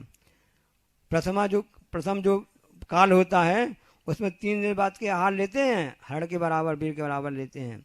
और जो दूसरा काल में जितने भी वहाँ मनुष्य आदि होते हैं वो 2 दिन बाद आहार लेते हैं। तीसरा जो सुखमा दुखमा काल होता है आंवला के बराबर आहार लेते हैं, 1 दिन के बाद में लेते हैं। और चौथे काल में प्रतिदिन लेते हैं। पंचम काल में कई बार लेते हैं। अब छठवें काल में ले नहीं पाएंगे, मिट्टी बस मिलेगी। इस तरह से उनका होता है। अब उसमें बताते हैं कि इनकी विशेषता होती है क्योंकि वो भोग भूमि कहला जाते हैं, पहला काल दूसरा तीसरा काल वाले होने वाले नाम। तो वहाँ पर तो आहार तो होता है लेकिन निराहार मलमूत्र आदि नहीं होता है। और वहाँ के जो मनुष्य होते हैं ना, अक्षर गणित चित्र आदि 64 कला में निपुण होते हैं। अपने यहाँ पर तो इसमें आता है 72 कलाएं निपुण होते हैं, पुरुष की 72 कलाएं होती है ना। और वहाँ पर जो मनुष्य तिरन जितने भी होते हैं उस काल के संबंध में जो भूभूमि कहलाती है, पहला दूसरा तीसरा काल, उसमें हमेशा व्रजवसम नय संग्रहण होता है। उनका संस्थान कैसा रहता है? एक ही संस्थान, समदेव संस्थान रहता है। और वहाँ पर युगल संतान बेटा बेटी होते हैं। और जन्म होते ही माता पिता का अवसान हो जाता है। पिता को आती है छींक और माँ को आती है जमाई। छींक में कम समय लगता है, पहले चले जाते हैं कि माँ, ऐसा कुछ बताते हैं ना। जमाई में ज़्यादा समय लगता है। और वहाँ पर जो भूमियाँ बता रहे ना, वहाँ पर जो होते हैं उनको आर्य आर्य कहकर पुकारते हैं, नाम नहीं लेते एक दूसरे के लिए। वहाँ जितने भूमियाँ ना वहाँ पर स्त्री और पुरुष आर्य आर्य आपस में करवाते हैं। और उनके बाद में मृत्यु उनकी होती है तो उनका पूरा शरीर कपूर की भांति उड़ जाता है, उनको पसीना नहीं आता है। देखो एक अच्छी बात बता रहे हैं कि वहाँ के जो मनुष्यों में कितनी ताकत होती है, जितनी ताकत 9,000 हाथियों के बराबर उनका बल होता है। 9,000 हाथियों का बल कितना होगा आप अनुमान लगाएं, इतना बल एक वहाँ के मनुष्य में होता है। इस तरह से भूख भूमियों की विशेषता हो जाती हैं। वहाँ पर कल्प वृक्ष होते हैं 10 प्रकार के, उन सब सामान मिलता है उनको रहता है। अब उनकी और विशेषता बताते हैं। ताभ्याम अपरा भूमियो वस्थितः, मतलब उन भरत एरावत क्षेत्र में जितनी भी भूमियाँ हैं वे सब अवस्थित हैं। मतलब उसमें अप एंड डाउन, मतलब ऊंचा नीचा परिवर्तन नहीं होता, एक सी बनी रहती हैं। मतलब हमेशा वहाँ पर स्टे लगा हुआ है, नो चेंज, कोई आप परिवर्तन नहीं कर सकते हो, ऐसी वहाँ विशेषता है।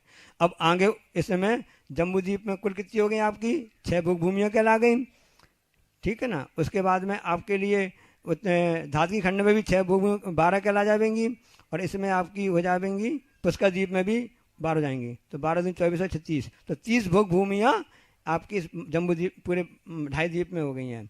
अब उसमें एक सी आयु वाले होते क्या, तो उसमें बताते हैं। एकद्वितीय पल्लुपम स्थितियो हेमवतक हरिवर्षक देवकुरु बकहा, वहाँ हेमवत हरिवर्षक देवकुरु, पूरा चार्ट आप देखोगे ना सब पता चल जाएगा।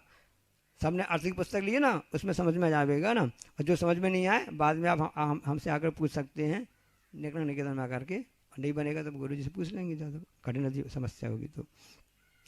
इस प्रकार से वहाँ पर 1, 2, 3 पल्लुपम वाले उनकी आयु होती है। अब असंख्यात वर्षों का एक पल्ले होता है, वे सब शासक भूमियाँ कहलाती हैं। अब उसके लिए और उनमें और के उत्तर में क्या विशेषता है, तथोत्तरः, जैसा दक्षिण क्षेत्र के समान है वैसे में उत्तर में जान लेना चाहिए। हमें महाराज जी उत्तर पूरी भारत घूम के आ गए हैं, दक्षिण के हैं, इनसे पूछ लेना उत्तर में कैसा है, एक से एक ही अलग अलग है। हाँ। विदेयेषु संख्ये कालः, हाँ। जो विदेश क्षेत्र होते हैं ना, उसमें जितने भी जीव होते हैं उनकी संख्यात वर्ष की आयु वाले होते हैं। मतलब एक पूर्व कोटि की आयु वाले होते हैं। कितना होता है एक पूर्व कोटि, तो 84 लाख गुणित 84 लाख गुणित 1 करोड़, कुल कितना हो गया 70,56,000 करोड़, या कह सकते हैं 70 नील 56 खरब। ऐसी एक पूर्व कोटि आयु होती है। आदिनाथ भगवान की उससे कुछ कम थी, 84 लाख पूर्व थी ना, तो 16 लाख कम थी, 16 लाख पूर्व कम थी, क्योंकि उसमें पूर्वांग पूर्व होता है ना, गुणा करके हिसाब से निकल जाएगा। और 5 विदेह जो होते हैं उसमें उत्कृष्ट आयु इतनी होती है, और जगन्य आयु अंतर्मूत्र प्रमाण होती है। उनकी आह्वान हमेशा 500 धनुष की होती है। अब जो 64 क्षेत्र ना विदेह क्षेत्र क्यों पड़ा, क्योंकि वहाँ सदा विदेह यानी कर्म का बंध का उच्छेद हमेशा होता रहता है। मतलब आज भी वहाँ से मोक्ष जा रहे तीर्थंकर हो रहे हैं। विद्यमान श्री 20 तीर्थंकर सिद्ध प्रभु के गुण गाऊं, मतलब वहाँ पर हमेशा मोक्ष द्वार खोला, कभी धर्म का विच्छेद नहीं होता है। ऐसे 2.5 द्वीप में कितनी भूमि हो गई, यदि जम्बू द्वीप में लेंगे तो भरत ऐरावत वाली विदेह वाली 3 हो गई आपकी भूमियाँ। दादीखंड में इसकी दूनी हो जाएंगी तो 3 दूनी 6, और जो पुष्कर द्वीप हो जाएगा उसमें भी 6 दूनी और 3 15। इस तरह से 2.5 द्वीप में 15 भूमियाँ बन जाती हैं। अब आगे भरत क्षेत्र का विस्तार कहते हैं।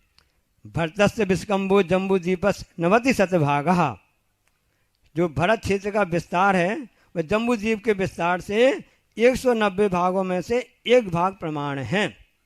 जैसे आपसे पूछा गया ये मंच कितने क्षेत्र में बना, जितने इसके मान लो 10 का है वो 100 का है, तो इस पूरे हाल का 10वां हिस्सा है, ये मान जाएगा ना।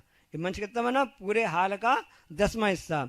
इसी प्रकार से जो पूरा आपका जम्बू द्वीप है उसके 190 भाग कर लो, 1 भाग बराबर भरत क्षेत्र है। किस प्रकार से इसमें होता है उसको बता दिया जाता है। कैसे कि पहला आपका जम्बू द्वीप होगा, पहला आपका जो हो जाएगा ना 1 2 4 8 16 32 64 इतना हो गया। फिर उसके आपसे फिर 32 16 8 4 2 1, तो यहाँ से 1 से लेकर 32 इसका योग हुआ 63, और विदेश क्षेत्र 64 और बाकी से 63, तो 63 64 63 टोटल हो गया 190। हिसाब लगा लेना आप। जो धातु खंडे, धातु खंड का बात बता रहे हैं कि वह जो दूसरे नंबर का है ना वह क्षेत्र कैसा है, जम्बू द्वीप से दुगना है। मतलब वहाँ के क्षेत्र और पर्वत दोनों डबल दुगने होते हैं। और आपको बता ही दिया इसका नाम इसलिए पड़ा धातु खंड कि यहाँ पर धतूरा वृक्ष होता है, इस कारण से उसका नाम धातु खंड पड़ा हुआ है। देखो धतूरा जो होता है ना जहरीला कहलाता है, लेकिन औषधि काम भी आता है। जो बड़े बड़े कोई विष आदि को उतारने के लिए सर्प धतूरे के विष के द्वारा आयुर्वेद में एक औषधि बनती है, उसके द्वारा ही उसका जो विष दूर होता है। बहुत सी दवाइयों में इसका उपयोग होता है। हाँ, सब पृथ्वी का एक हैं। कनक कहते, कनक कनकते हैं सैगुनी मादक तधिकाय, जे खाए बौरात न ते खाए बौराए, ऐसा आता है। पुष्क, अब उसके आगे बताते हैं अगला वाला जो द्वीप आता है ना 2.5 द्वीप में, पुष्करार्धे चा पुष्कर बल द्वीप जो होता है उसके आधे भाग में क्षेत्र पर्वत आदि भी सर्वसना जम्बू द्वीप से दूनी दूनी हैं। तो पूरा आगे तक क्यों नहीं जाते हैं? पूरा बताना चाहिए था। नहीं, पुष्कर को आधा ही लेंगे क्योंकि बीच में एक बड़ा बाबा खड़ा है। कौन सा है वो? प्रांग मानुषतान मनुष्य, मतलब वहाँ के बीचों बीच में एक मनुष्य पर्वत है। और इसको प्रांग शब्द क्यों लिया? मतलब सावधान, मनुष्य लोग आप उसको टच नहीं कर सकते हो। यदि आ लिखा होता ना, आ ऐसा नाथ, तो उसमें शामिल कर लेते, लेकिन इसमें प्रांग शब्द है, मतलब आप मनुष्य पर्वत के पहले पहले मनुष्य पाए जाएंगे, उसको छू नहीं सकते हैं। सचा महाराज जी को सही बात भी लग रही है बात के लिए ना। तो ऐसे पहले पहले वहाँ पर मनुष्य रहते हैं, मतलब मनुष्य ढाई द्वीप में ही रहते हैं, इसके बाहर नहीं जा सकते हैं। और ढाई द्वीप कैसे समझ में आ गया ना? जम्बू द्वीप, धातु खंड और पुष्कर का आधा, और तीन समुद्र और 2 समुद्र बीच के हो गए। जम्बू द्वीप, लवण समुद्र, धातु खंड, कालो दधी और पुष्कर द्वीप, इसको सब मिला करके ढाई द्वीप और 2 समुद्र मिला करके हो जाता है। अब वहाँ पर जो होता है एक विशेषता है कि आहारक शरीर वाला कहाँ तक जाता है। कल महाराज जी ने बताया था ना कि वंदना के लिए जाता है, तो क्या वह नंदी की वंदना के लिए जा सकता है क्या? प्रश्न होगा ना। तो इसमें अचानक चिंता रहता है कि वहाँ औदारिक शरीर के लिए निषेध किया गया है। मनुष्य औदारिक शरीर वाला होता है, तो आहारक शरीर भी वहाँ वंदना के लिए जा सकता है। ये सब बात सबको नहीं पता ना, जो पचा सके उसी को बताना, पच नहीं पाएगी। हाँ, इसलिए उन्हीं को परसो जो पचा सके, ये बात क्या है। वहाँ पर मरने समुद्रघात से भी मनुष्य जा सकते हैं, ऐसा नहीं है। समुद्रघात करेगा तो आगे प्लेस वहाँ पर जाके वहाँ चले जाएंगे। अब आगे बताते हैं कि मनुष्यों के भेद होते हैं क्या। हाँ, आर्या मलेश्चाश्च, है ना। वो जो मनुष्य होते हैं 2 प्रकार के होते हैं, आर्य और मलेच्छ। वहाँ पर क्यों उत्पन्न होते हैं मलेच्छ? क्यों वहाँ पर जाते हैं? क्योंकि मिथ्यात्व बाहुल्यता में रहती है, मिथ्यात्व रहते हैं, और वो हमेशा त्यागी विधियों की निंदा करते रहते हैं, भ्रष्ट आचरण करने वाले होते हैं। मनुष्य तो बन गए, लेकिन कहाँ पर उत्पन्न हुए, कितनी दुर्लभता है। आज सुबह राजवार्ता में आचार्य महाराज जी बता रहे थे, हम लोग को कक्षा ले रहे थे ना, कि कितनी दुर्लभता से मनुष्य भव प्रायी है। नरक का प्राणी भी चल रहा था कि नरक में निर्जरा संबंधी कोई भी साधन उपलब्ध नहीं है। जो भी निर्जरा के साधन हैं इत ही हैं, यहीं पर हैं, इसलिए उनका उपयोग कर लेना ही बुद्धिमत्ता है। ये 4 शब्द आया है, इसमें समूचन मनुष्य भी ले सकते हैं और कुबो भूमि के मनुष्य भी ले सकते हैं। अब आर्य मलेच्छ के भेद हैं, उसमें मनुष्यों के भेद हैं। अब पशुओं में है कि नहीं, ये तो उस कहीं भी उल्लेख नहीं आता है कि तिरंचों में ऐसी वस्तु होती है कि 8 प्रकार के मनुष्य अलग अलग होते होंगे, उसकी होती। तिरंच किसे कहते हैं? जो हमेशा तिरस्कार को सहन करते रहते हैं, बोल के रहते तिरंचना। मतलब कुबो भूमि में कभी भी समूचन जीव नहीं होते हैं। अब उसमें प्रकार बता रहे हैं कि जो गुणों से सहित होते हैं वो कहलाते हैं, या गुणवान लोग जिनकी पूजा करते हैं उन्हें आर्य कहते हैं। जो धर्म क्रियाओं से रहित होते हैं वो मलेच्छ कहलाते हैं। आर्य मनुष्य 2 प्रकार के होते हैं। कैसे होते हैं? रिद्धि प्राप्त और रिद्धि सहित और रिद्धि रहित हैं। रिद्धि प्राप्त में जो रिद्धियाँ होती है ना, 64 रिद्धियाँ होती हैं, 8 रिद्धियाँ होती हैं, बुद्धि, क्रिया, विक्रिया, तप, बल, औसत, रस और क्षेत्र विद्या होती हैं। रिद्धि रहित बाल आर्य में कराएंगे। क्षेत्र के आर होते हैं, जाति के होते हैं, कर्म हिसाब से रहते हैं, चारित्र्य होते हैं, दर्शनाचार होते हैं। दर्शनाचार मतलब सम्य दृष्टि आदि, इनको दर्शनाचार कहते हैं। इस प्रकार से वह आर्य अलग अलग प्रकार के होते हैं। मलेच्छ में भी 2 प्रकार के हो गए। एक अंतर जीपज हो जाते हैं, जो वो भूमि वाले होते हैं, एक कर्म भूमि वाले होते हैं। हाँ हाँ, क्षेत्र से बोलते हैं ना, यानी मलेच्छ के 2 प्रकार के हो जाते हैं। लवण समुद्र आदि जितने भी ना, उन सब में बने हुए हैं, वहाँ पर वो भूमियाँ बनी हुई हैं, उसमें पाए जाते हैं। अब उसमें जो आर्यखंड, जो अपने कर्म भूमि में जो आर्यखंड होते हैं ना, उसमें कुछ प्रकार के ऐसे होते हैं, जो भील आदि वगैरह भी रहते हैं, जिस हिसाब से मलेच्छ हिसाब से रहते हैं, उसमें आ जाते हैं। और उसमें मलेच्छ खंड में मलेच्छ, शक, यवन, सवर, पुलिंदादिक आदि जो होते हैं ना, ये सब कर्मभूमि आर्यखंड के मलेच्छ कहला जाते हैं। अब कर्म भूमियाँ कौन कौन सी हैं, उसके लिए ये बताते हैं, अगला सूत्र बताते हैं। भरते रावत विदेया कर्म भूमियो नत्व देव कुरुत्तः कुरुभ्यः। मतलब देव कुरुओं कुरुओं को छोड़ करके जितने भी भरत एरावत विदेय क्षेत्र हैं, इनमें कर्म भूमियाँ हैं। 15 बताई थी ना आपको ना, योग भक्ति में 85 लिखा है कर्म भूमियाँ पंदह जिनमें संतों का संचार रहा। इन्हीं संतों का दिगंबर मुनि अवस्था आपको कहाँ मिलेगी? सिर्फ 15 कर्म भूमियाँ मिलेंगी, बाकी इतना बड़े कहीं पे भी आपको दर्शन नहीं होंगे। वहाँ पर षड कर्म बताए जाते हैं, क्योंकि जहाँ षड मजे असी मसी कृषि विद्या शिल्प और वाणिज्य, इन षड कर्मों का जहाँ पर उपयोग होता है, उपदेश दिया जाता है, वो कर्म भूमियाँ कहलाती हैं। जहाँ पर पात्र दान के साथ साथ में आजीविका चलाने के लिए सब व्यवस्था की जाती है, इसलिए कर्म भूमि कहलाती है। अब उसके लिए मनुष्यों के उत्कृष्ट जगन आयु वाले के लिए सूत्र बताते हैं। अगला सूत्र है न स्थिति परावरेति पल्लूप मांतर मुहूर्ति। नया न पुरुष और नारी दोनों को ले लेना इसमें। वैसे रिद्धिधारी मुनि भी कहलाते हैं। मनुष्यों की परा यानी उत्कृष्ट आयु कितनी होती है? 3 पल्ले होती है। अपरा मतलब उससे कम जितनी भी होती होगी अंतर्मूर्त होती जाती है। परा अपरा के लिए आचार्य इसकी विशेषता बता देंगे। अब मनुष्यों की जो उत्कृष्ट जगन आयु हिसाब से अलग अलग होती है। अब अगला अंतिम सूत्र आ रहा है, इसमें बताया जाता है तिरग्यो निजानाम तिरयक यो निजानाम चा, मतलब तिरयंचों की जो उत्कृष्ट आयु होती है वो 3 पल्ले की होती है और जगन आयु हमें अंतर्मूर्त होती रहती है। इसमें इसकी 2 प्रकार की आती बात, एक भविष्य स्थिति आती है और एक काय स्थिति आती है। मतलब भविष्य का स्थिति के लिए ये बताया जाता है कि वहाँ पर जो उनकी कब तक भाव में टिके रहेंगे वो भविष्य स्थिति कहलाई जाती है, और शरीर कब तक टिका रहेगा काय स्थिति कहलाई जाती है। तो उसमें थोड़ा सा खोल के बताते हैं कि इसमें एक बात विशेषता कि चिरंतों की इसमें आयु तो बताई है, तत्वा सूत्र में ऊंचाई कहीं नहीं बताई है। अच्छा, महाराज जी ने बहुत अच्छी बात बताई थी कि तिरंचों की ऊंचाई नहीं बताई गई है, आयु बताई गई है। कैसी आयु होती है? हाँ, ऊंचाई लंबाई, हाँ, तिरंचों की लंबाई चौड़ाई कितनी? हाँ, हाँ, हाँ, लंबाई, हाँ, रागम मछली बताई गई है, 1000 योजन होती है उसकी।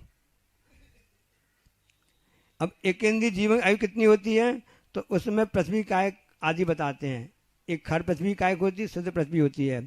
उसमें खर पृथ्वी की होती है 22,000 वर्ष उसकी आयु होती है पृथ्वी की। सोचो, हम अकारण से अनडन से पृथ्वी को खोदते रहते हैं, जल को ढोलते रहते हैं, सबका बड़ा उपकार है। आप समझ लीजिए 5 जितने भी स्थावरों का हिसाब से होते हैं, व्यर्थ में लाइट जलाते रहते हैं, इनकी आयु कितनी हिंसा होती रहती है। जैन दर्शन इतनी सूक्ष्मता से अहिंसा का वर्णन करने वाला होता है, वर्णन करता है। और शुद्ध पृथ्वी काय की 12,000 वर्ष होती है। जल काय जो जीव होते हैं उनकी 7,000 वर्ष उत्कृष्ट आयु होती है। अग्नि काय जीव होते हैं उनकी 3 दिन रात उत्कृष्ट आयु होती है। इसलिए खारी 3 दिन बाद उठाते हैं, सब शांत हो जाए। यहाँ तक वायु काय जीव होती है उनकी 3,000 वर्ष तक उत्कृष्ट आयु होती है। और वनस्पति काय जीव होती है 10,000 वर्ष तक उनकी आयु होती रहती है। इसी प्रकार से तिरंज का प्रसंग चल रहा है ना, तो 2 इंद्रिय जीव होते हैं उनकी कितनी आयु होती है? 12 वर्ष तक। लट वगैरह 12 वर्ष तक जी सकते हैं, ऐसा नहीं है। आश्चर्य हो रहा होगा।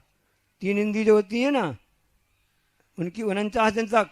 चींटी की आयु कितनी है? 49 दिन तक मैक्सिमम, अधिकतम उत्कृष्ट बता रहे हैं। हाँ, उत्कृष्ट है। और 4 इंद्रिय जीव होते हैं मक्खी आदि, इनकी 6 माह तक उनके लिए उनकी होती रहती है। इस प्रकार से उनसे हाँ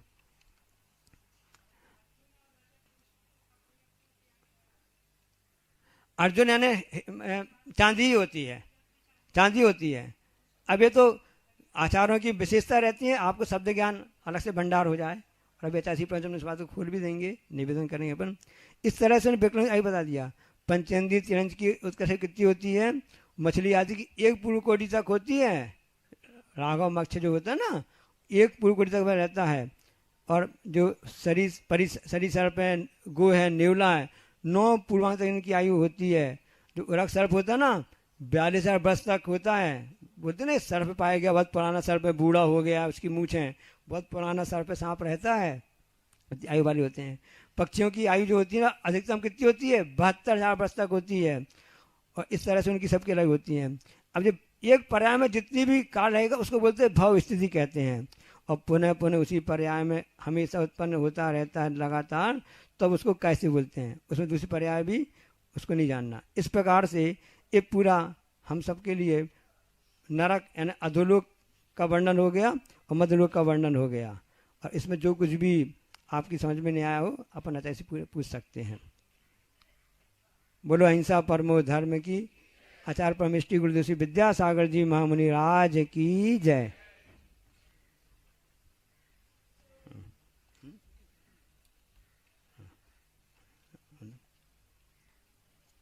पूजाचार्य मणि से नम्र निवेदन है कि हम सभी के लिए अपनी मंगलवाणी से कृतार्थ करें।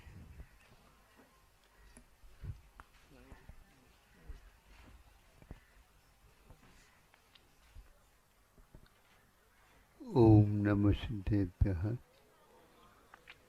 ओम नमः सिद्धेभ्यः।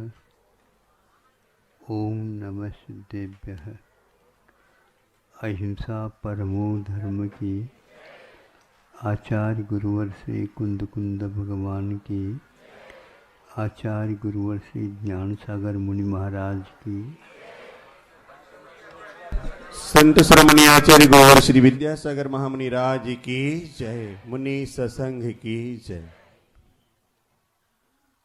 प्राय सब लोगों की ये धारणा है आज के इस पंचम काल में भरत और ऐरावत क्षेत्रों में मुक्ति का निषेध किया गया है। यह एक प्रकार से अपवाद का विषय है। ये तो होता है, यहाँ पर मुक्ति नहीं होती, लेकिन भरत क्षेत्र मात्र में मुक्ति नहीं होती, यह ठीक नहीं। क्योंकि जहाँ पर विद्याधर क्षेत्र हैं वहाँ पर आज भी मुक्ति का द्वार और मुक्ति जाने का आने का खुला है। विद्याधर क्षेत्रों में एक प्रकार से हमेशा भरतखंड का ही वह हिस्सा है, लेकिन हमेशा चतुर्थ काल ही बरतता रहता है। वहाँ पर गुणस्थानों का विवेचन किया है तो पंचम गुण स्थान तक उनकी घर में रह करके भी अनेक प्रकार की आराधना अधिक कर सकते हैं, विद्या अधिक सिद्ध कर सकते हैं, किंतु इसके ऊपर के गुणस्थानों को प्राप्त करने के लिए उन विद्याओं का त्याग करना अनिवार्य होता है। क्योंकि वहाँ पर भी मुनि महाराज हमेशा बने रहते हैं। अकृत्रिम चैत्यालयों की वंदना करने के लिए भी आना जाना उनका बना हुआ रहता है। इस प्रकार भरत और ऐरावत में भी आज ऐसे मुनि महाराज हैं जिनका हमें दर्शन नहीं होता है। फिर वहाँ पर विद्याधर क्षेत्र में हम चले जाएं, यह संभव नहीं है। संभव तो है, लेकिन उन पुण्य पुरुषों के लिए संभव है। जब विदेह ही नहीं जा सकते, विद्याधर लोक में ही नहीं जा सकते, ऐसी स्थिति में यह एक प्रकार से है तो पुण्य यहाँ पर भी, लेकिन इस साथ से पुण्य नहीं होता। एक प्रथमानुयोग का और विकल्प मिलता है। आज कल्पवासी देव यहाँ पर नहीं आते का अर्थ यह है 63 शलाका पुरुषों का यहाँ पर बनाए रहना आवश्यक है। उनमें वे कल्याण अधिक करने के पीछा से आते रहते जाते रहते, इसलिए उनको विमानवासी अथवा कल्पोपन्न माने जाते हैं। यानी उनको विशेष रूप से मान सम्मान प्राप्त है। ते कृष्णाः, वे लोग पुण्यात्मा माने जाते हैं। मिथ्या दृष्टि भी जन्म ले सकता स्वर्गों में, किंतु सम्यक दृष्टि यदि जन्म लेगा तो अन्य किसी देव गति में वह न जा करके केवल कल्पवासी होता है। इस प्रकार की यह विशेषता है। इसी प्रकार वहाँ तृतीय पृथ्वी तक ही देवों का आवागमन होता है। वहाँ पर भी यही है कि संबोधन हेतु अच्छे सम्यक दर्शन की प्राप्ति की अपेक्षा से अपना कोई ऋणानुबंध हो तो वहाँ पर जा कर के उनको संबोधित किया जा सकता है और उनको भी सम्यक दृष्टि बनाई जा सकता है। यह वहाँ पर इसलिए कहा गया है, वहाँ पर देव जा नहीं सकते, इसलिए जाते तो हैं लेकिन धार्मिक कार्य के लिए ही जाते हैं। धार्मिक अनुष्ठान अपने आप में बहुत महत्वपूर्ण होता है। कोई भी व्यक्ति, एक बार की बात है यहाँ पर कि यहाँ जेल है, जेल होते हुए भी एक खुला जेल भी होता है। खुला जेल का ऐसा क्यों है?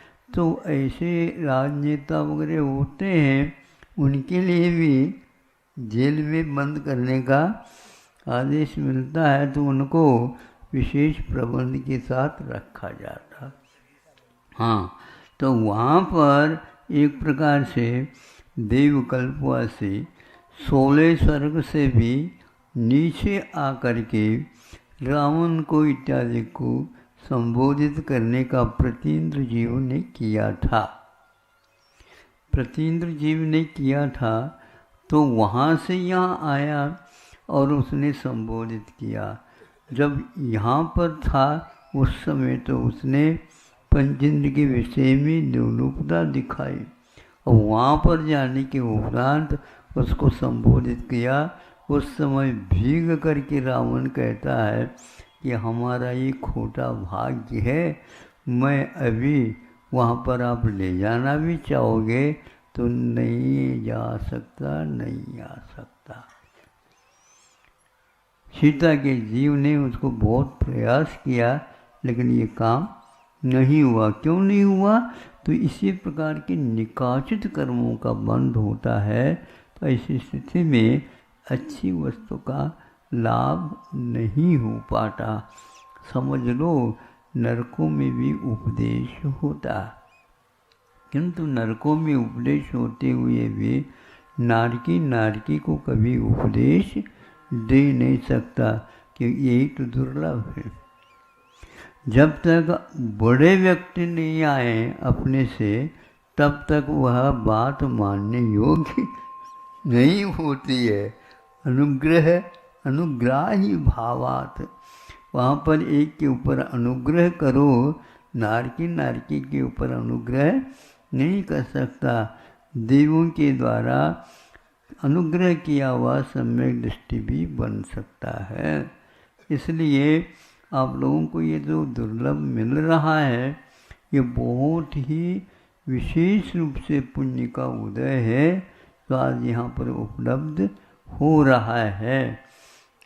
देवों की भी यही दशा है, वहाँ पर भी कोई मुनि महाराज जा नहीं सकते। वहाँ पर जाकर के कोई मुनि महाराज सामायिक अधिक बहुत अच्छा हो जाएगा, वहाँ नहीं जा सकते। क्यों नहीं जा सकते हैं? वहाँ पर केवल वज्र से नाराज संगन वाला भी नहीं, वहाँ तो वैकृतिक शरीर वाले ही रहते हैं और वहाँ पर कौलाहार नहीं चलता है, इसलिए वहाँ पर भोजनालय नहीं बने। बिल्कुल है ही, व्यवस्था है ही नहीं वहाँ पर, कोई भी नहीं। ऐसा क्यों? वहाँ अमृत का आहार होता है, केवल ग्रास बना करके नहीं खाया जाता, और वो भी बहुत वर्षों के बाद होता है।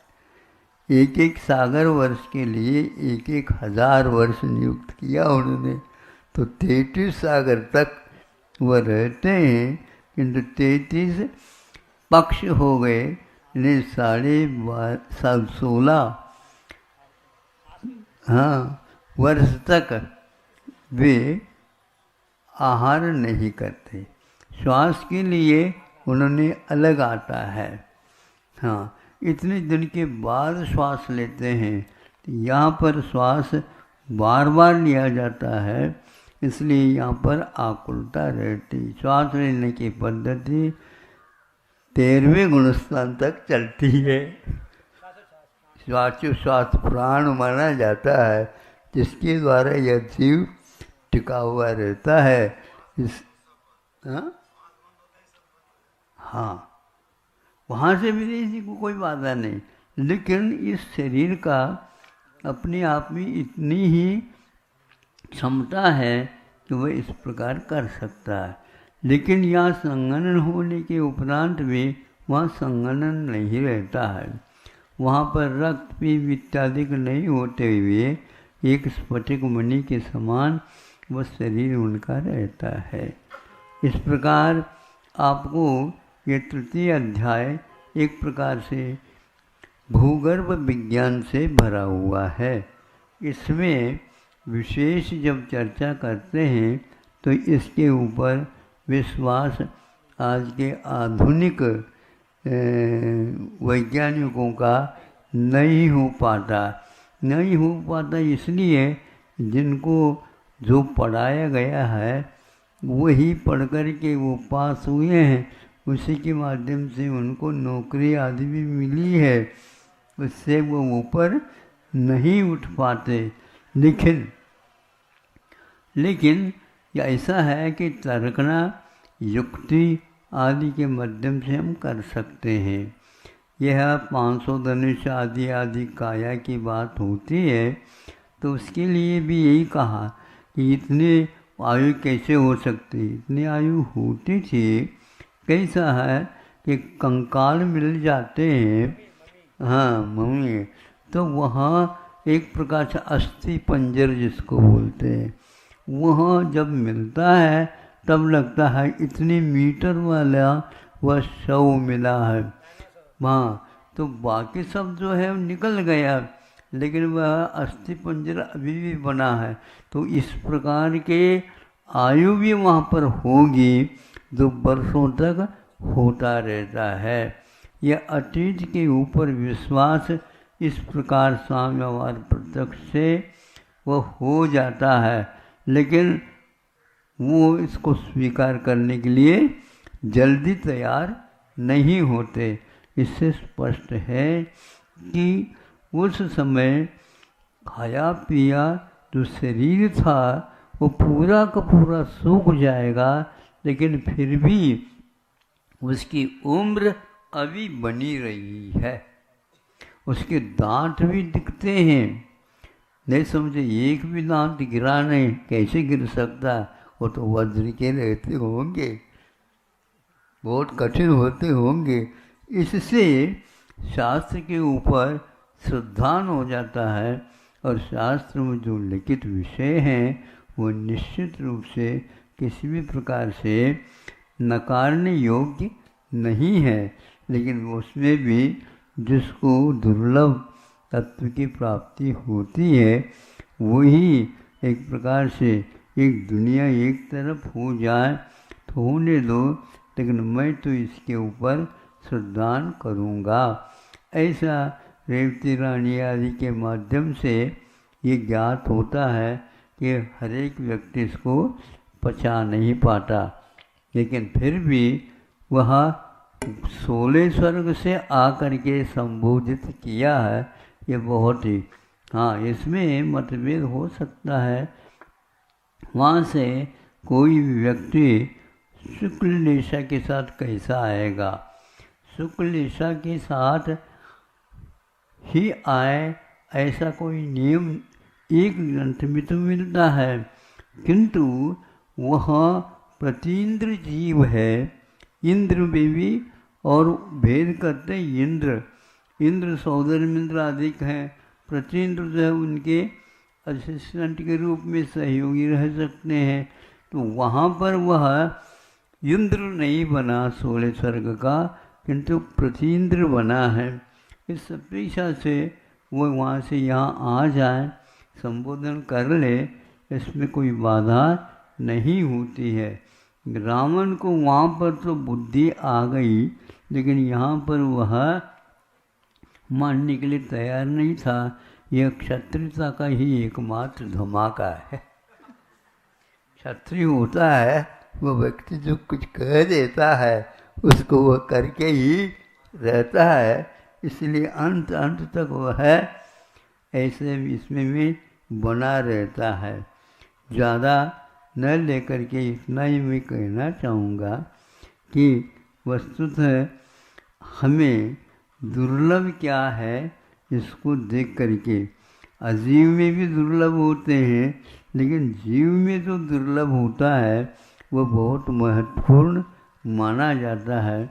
आप लोगों के लिए जो कुल मिला है अथवा यह भरतखंड मिला है अथवा यह चतुर्थ काल या पंचम काल में मिला है, जिसमें मुक्ति भले ही यहाँ पर ना हो किंतु मार्ग तो विद्यमान है।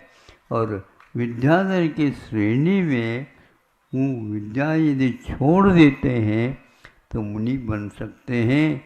ध्यान रखो, विद्या रिद्धि आदि एक प्रकार से मोक्ष मार्ग में काम नहीं करते हैं क्योंकि वो परिग्रह की कोटि में आ जाते हैं। और भी कथाएं बहुत सारी हैं जिनके माध्यम से हमें ज्ञात होता है कि वर्तमान युग में भी वही बातें लिखी गई हैं तो सर्वज्ञ के द्वारा बताई गई है। इसलिए बोधि समाधि निदानम कहा है। बोधि का अर्थ होता है रत्नत्रय, समाधि उसकी एकता का नाम है जो हमारे लिए सद्गति का पात्र बना देती है।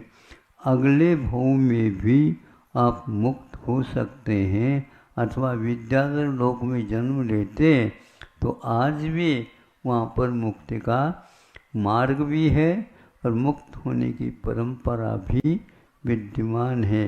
किंतु वहाँ पर यह कल्पवासी देव तो जाते हैं, यहाँ पर कोई भी आते नहीं जाते नहीं। आते भी होंगे तो आपको वो अपने मूल स्वरूप दिखा नहीं पाते, और जो आते नहीं यहीं पर रहते हैं उन्हीं से आप लोगों का मुठभेड़ आदि होते रहता है। नहीं, पक्का है ये। हाँ, जो व्यक्ति कि भूति कर्म को नहीं मानता है उसको अभी चिकित्सा करने का अंग पूर्ण नहीं प्राप्त है, क्योंकि भूति वह है कि जो उपरील बाधा जिसको बोलते हैं, उपरील बाधा केवल रोग के द्वारा ही होता है ऐसा नहीं, किंतु देवालय के माध्यम से उपसर्ग होता है ऐसा शास्त्रों में उल्लेख मिलता है। मुनि महाराजों के ऊपर भी इसका उपसर्ग इत्यादि होने का उल्लेख मिलता है। इसलिए वह एक प्रकार से सिद्ध होता है कि केवल रोग के कारण ही यह चिकित्सा की जाती है ऐसा नहीं। इसकी चिकित्सा इस प्रकार होती है, मंत्रों के द्वारा, विद्याओं के द्वारा, होम के द्वारा और औषधों के द्वारा और एक प्रकार से जल के द्वारा भी चिकित्सा करके अनेक भयानक रोगों को शांत करने का विधान आयुर्वेद में दिया है। इसलिए आप लोगों को देवों के द्वारा उपसर्ग नहीं होता ऐसा नहीं मानना चाहिए।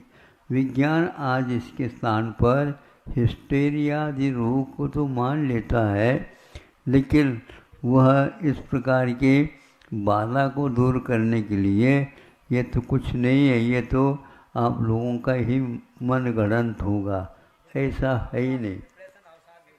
हाँ, अब डिप्रेशन क्या होता है तो वो ऐसा ही होता है, उसके लिए दवाई काम आती ही नहीं। हाँ, और ये क्या इनके मन में कुछ है ऐसा बोलते हैं, मन में क्या है, भूत जा कर के बैठ गया और कौन सा है, तो वह यदि निकल जाता है तो ठीक हो जाते। देखो ऐसा है कि वह जो अंग उनके यहाँ मिला ही नहीं, यहाँ पर अंग भी है, उपांग भी है और पूर्व भी है, आदि आदि सब कुछ है। यह है एक प्राणवायु नाम का पूर्व है, उसमें ये लिखा हुआ है, ये चिकित्सा पद्धति के लिए लेकर के ही कहा गया है। इसलिए वह विद्याधर के क्षेत्र में आज भी मुक्ति है, वह भरतखंड अथवा ऐरावत खंड का ही एक हिस्सा माना गया है। इसलिए आप लोग ऐसे कोई देव इत्यादि से मित्रता रखो ताकि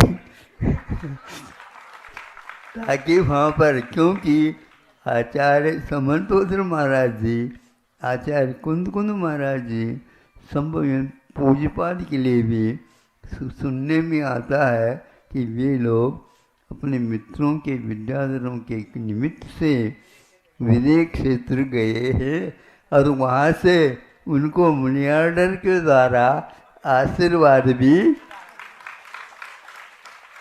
मिलता था, ऐसा उल्लेख मिलता है। ये क्यों वदंती नहीं है, ये अच्छे सज्जन भी कुछ बोल सकते हैं तो वही मानना चाहिए। यह उल्लेख मिलता है, प्रशस्तियाँ भी मिलती हैं। और आज भले ही हृदयधारी मुनि महाराज नहीं हैं, लेकिन कुछ ऐसे पुण्य के कारण विशेष प्राप्ति हो सकती है। ऐसा एक हफ्ते तक वहाँ पर उन्होंने सुना और सब कुछ किया, लेकिन उपवास किए, क्योंकि यहाँ पर जिस समय दिन रहता है उस समय वहाँ पर रात हो जाती है। इसलिए रात्रि भोजन का त्याग होने के कारण उन्होंने 7 दिन तक केवल श्रवण करके फिर बाद में यहाँ आए हैं। तभी तो उन्होंने 84 प्राहुड़ों की रचना की, ऐसा सुनने में आता है, जो बता दिया है। जो बता दिए का मतलब लिखा हुआ कथा के रूप में भले ही है।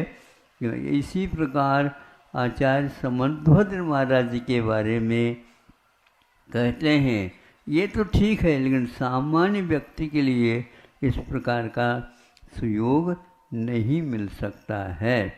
ऐसे आता है उपसर्गों के द्वारा भी, यहाँ का वहाँ पर भूमि जा कर के देव लोग या तिर्यंच आदि पटक देते हैं, वहीं पर अपहरण होने के उपरांत वो रह जाते हैं, वहीं पर मरण को प्राप्त होते हैं। फिर इसके उपरांत वहाँ से वह जहाँ जाना है आयु के अनुसार चले जाते हैं, ऐसा मिलता है। इतना अवश्य है कि 2.5 द्वीप में ही मुक्ति का मार्ग है, अन्यत्र नहीं। यदि अन्यत्र है तो वह संयम तक है, वो भी तिर्यंचों में है। इतना ही संक्षेप से कहना था। आज भी आप मुक्त हो सकते हैं, ऐसे दर्शन कर सकते हैं, लेकिन स्वयं हम लोगों के लिए वो सौभाग्य प्राप्त नहीं होगा, क्योंकि अपना जन्म जो हुआ है वह कर्म भूमि में और विद्यालय क्षेत्र से है। इसलिए मुनि महाराजों को आहार देने में कृत है आदि जो अंतराय होते हैं, दोष लगते हैं, उनका उल्लेख मिलता है। मंत्र विद्या इत्यादि के माध्यम से भी आहार का उत्पादन करके मुनि महाराज जी को निर्दोष आहार देने की पद्धति यहाँ मूलाचार इत्यादि में भी लिखा हुआ है। इससे स्पष्ट है कि विद्याओं और विधियों के बल से, मंत्रों के बल से आहार लेने की पद्धति विद्याधर की कॉलोनी में है, श्रेणियों में है, ऐसा कहा। उनका भी रोचक वहाँ पर व्यवसाय चलता है और वो आज भी चल रहा है। पद्म पुराण में एक खंड में इसका भी वर्णन मिलता है। चक्रवर्ती जब दिग्विजय करके निकलता तो पाताल में भी जा कर के वह उन राजाओं को कहता है कि तुम मांडलिक बन जाओ, ठीक है, नहीं है तो तुम्हारा भला नहीं होगा। तो वह हाँ कह करके तैयार हो जाता।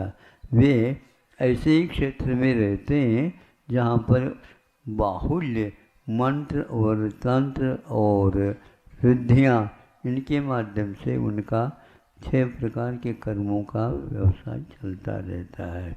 अहिंसा परमो धर्म।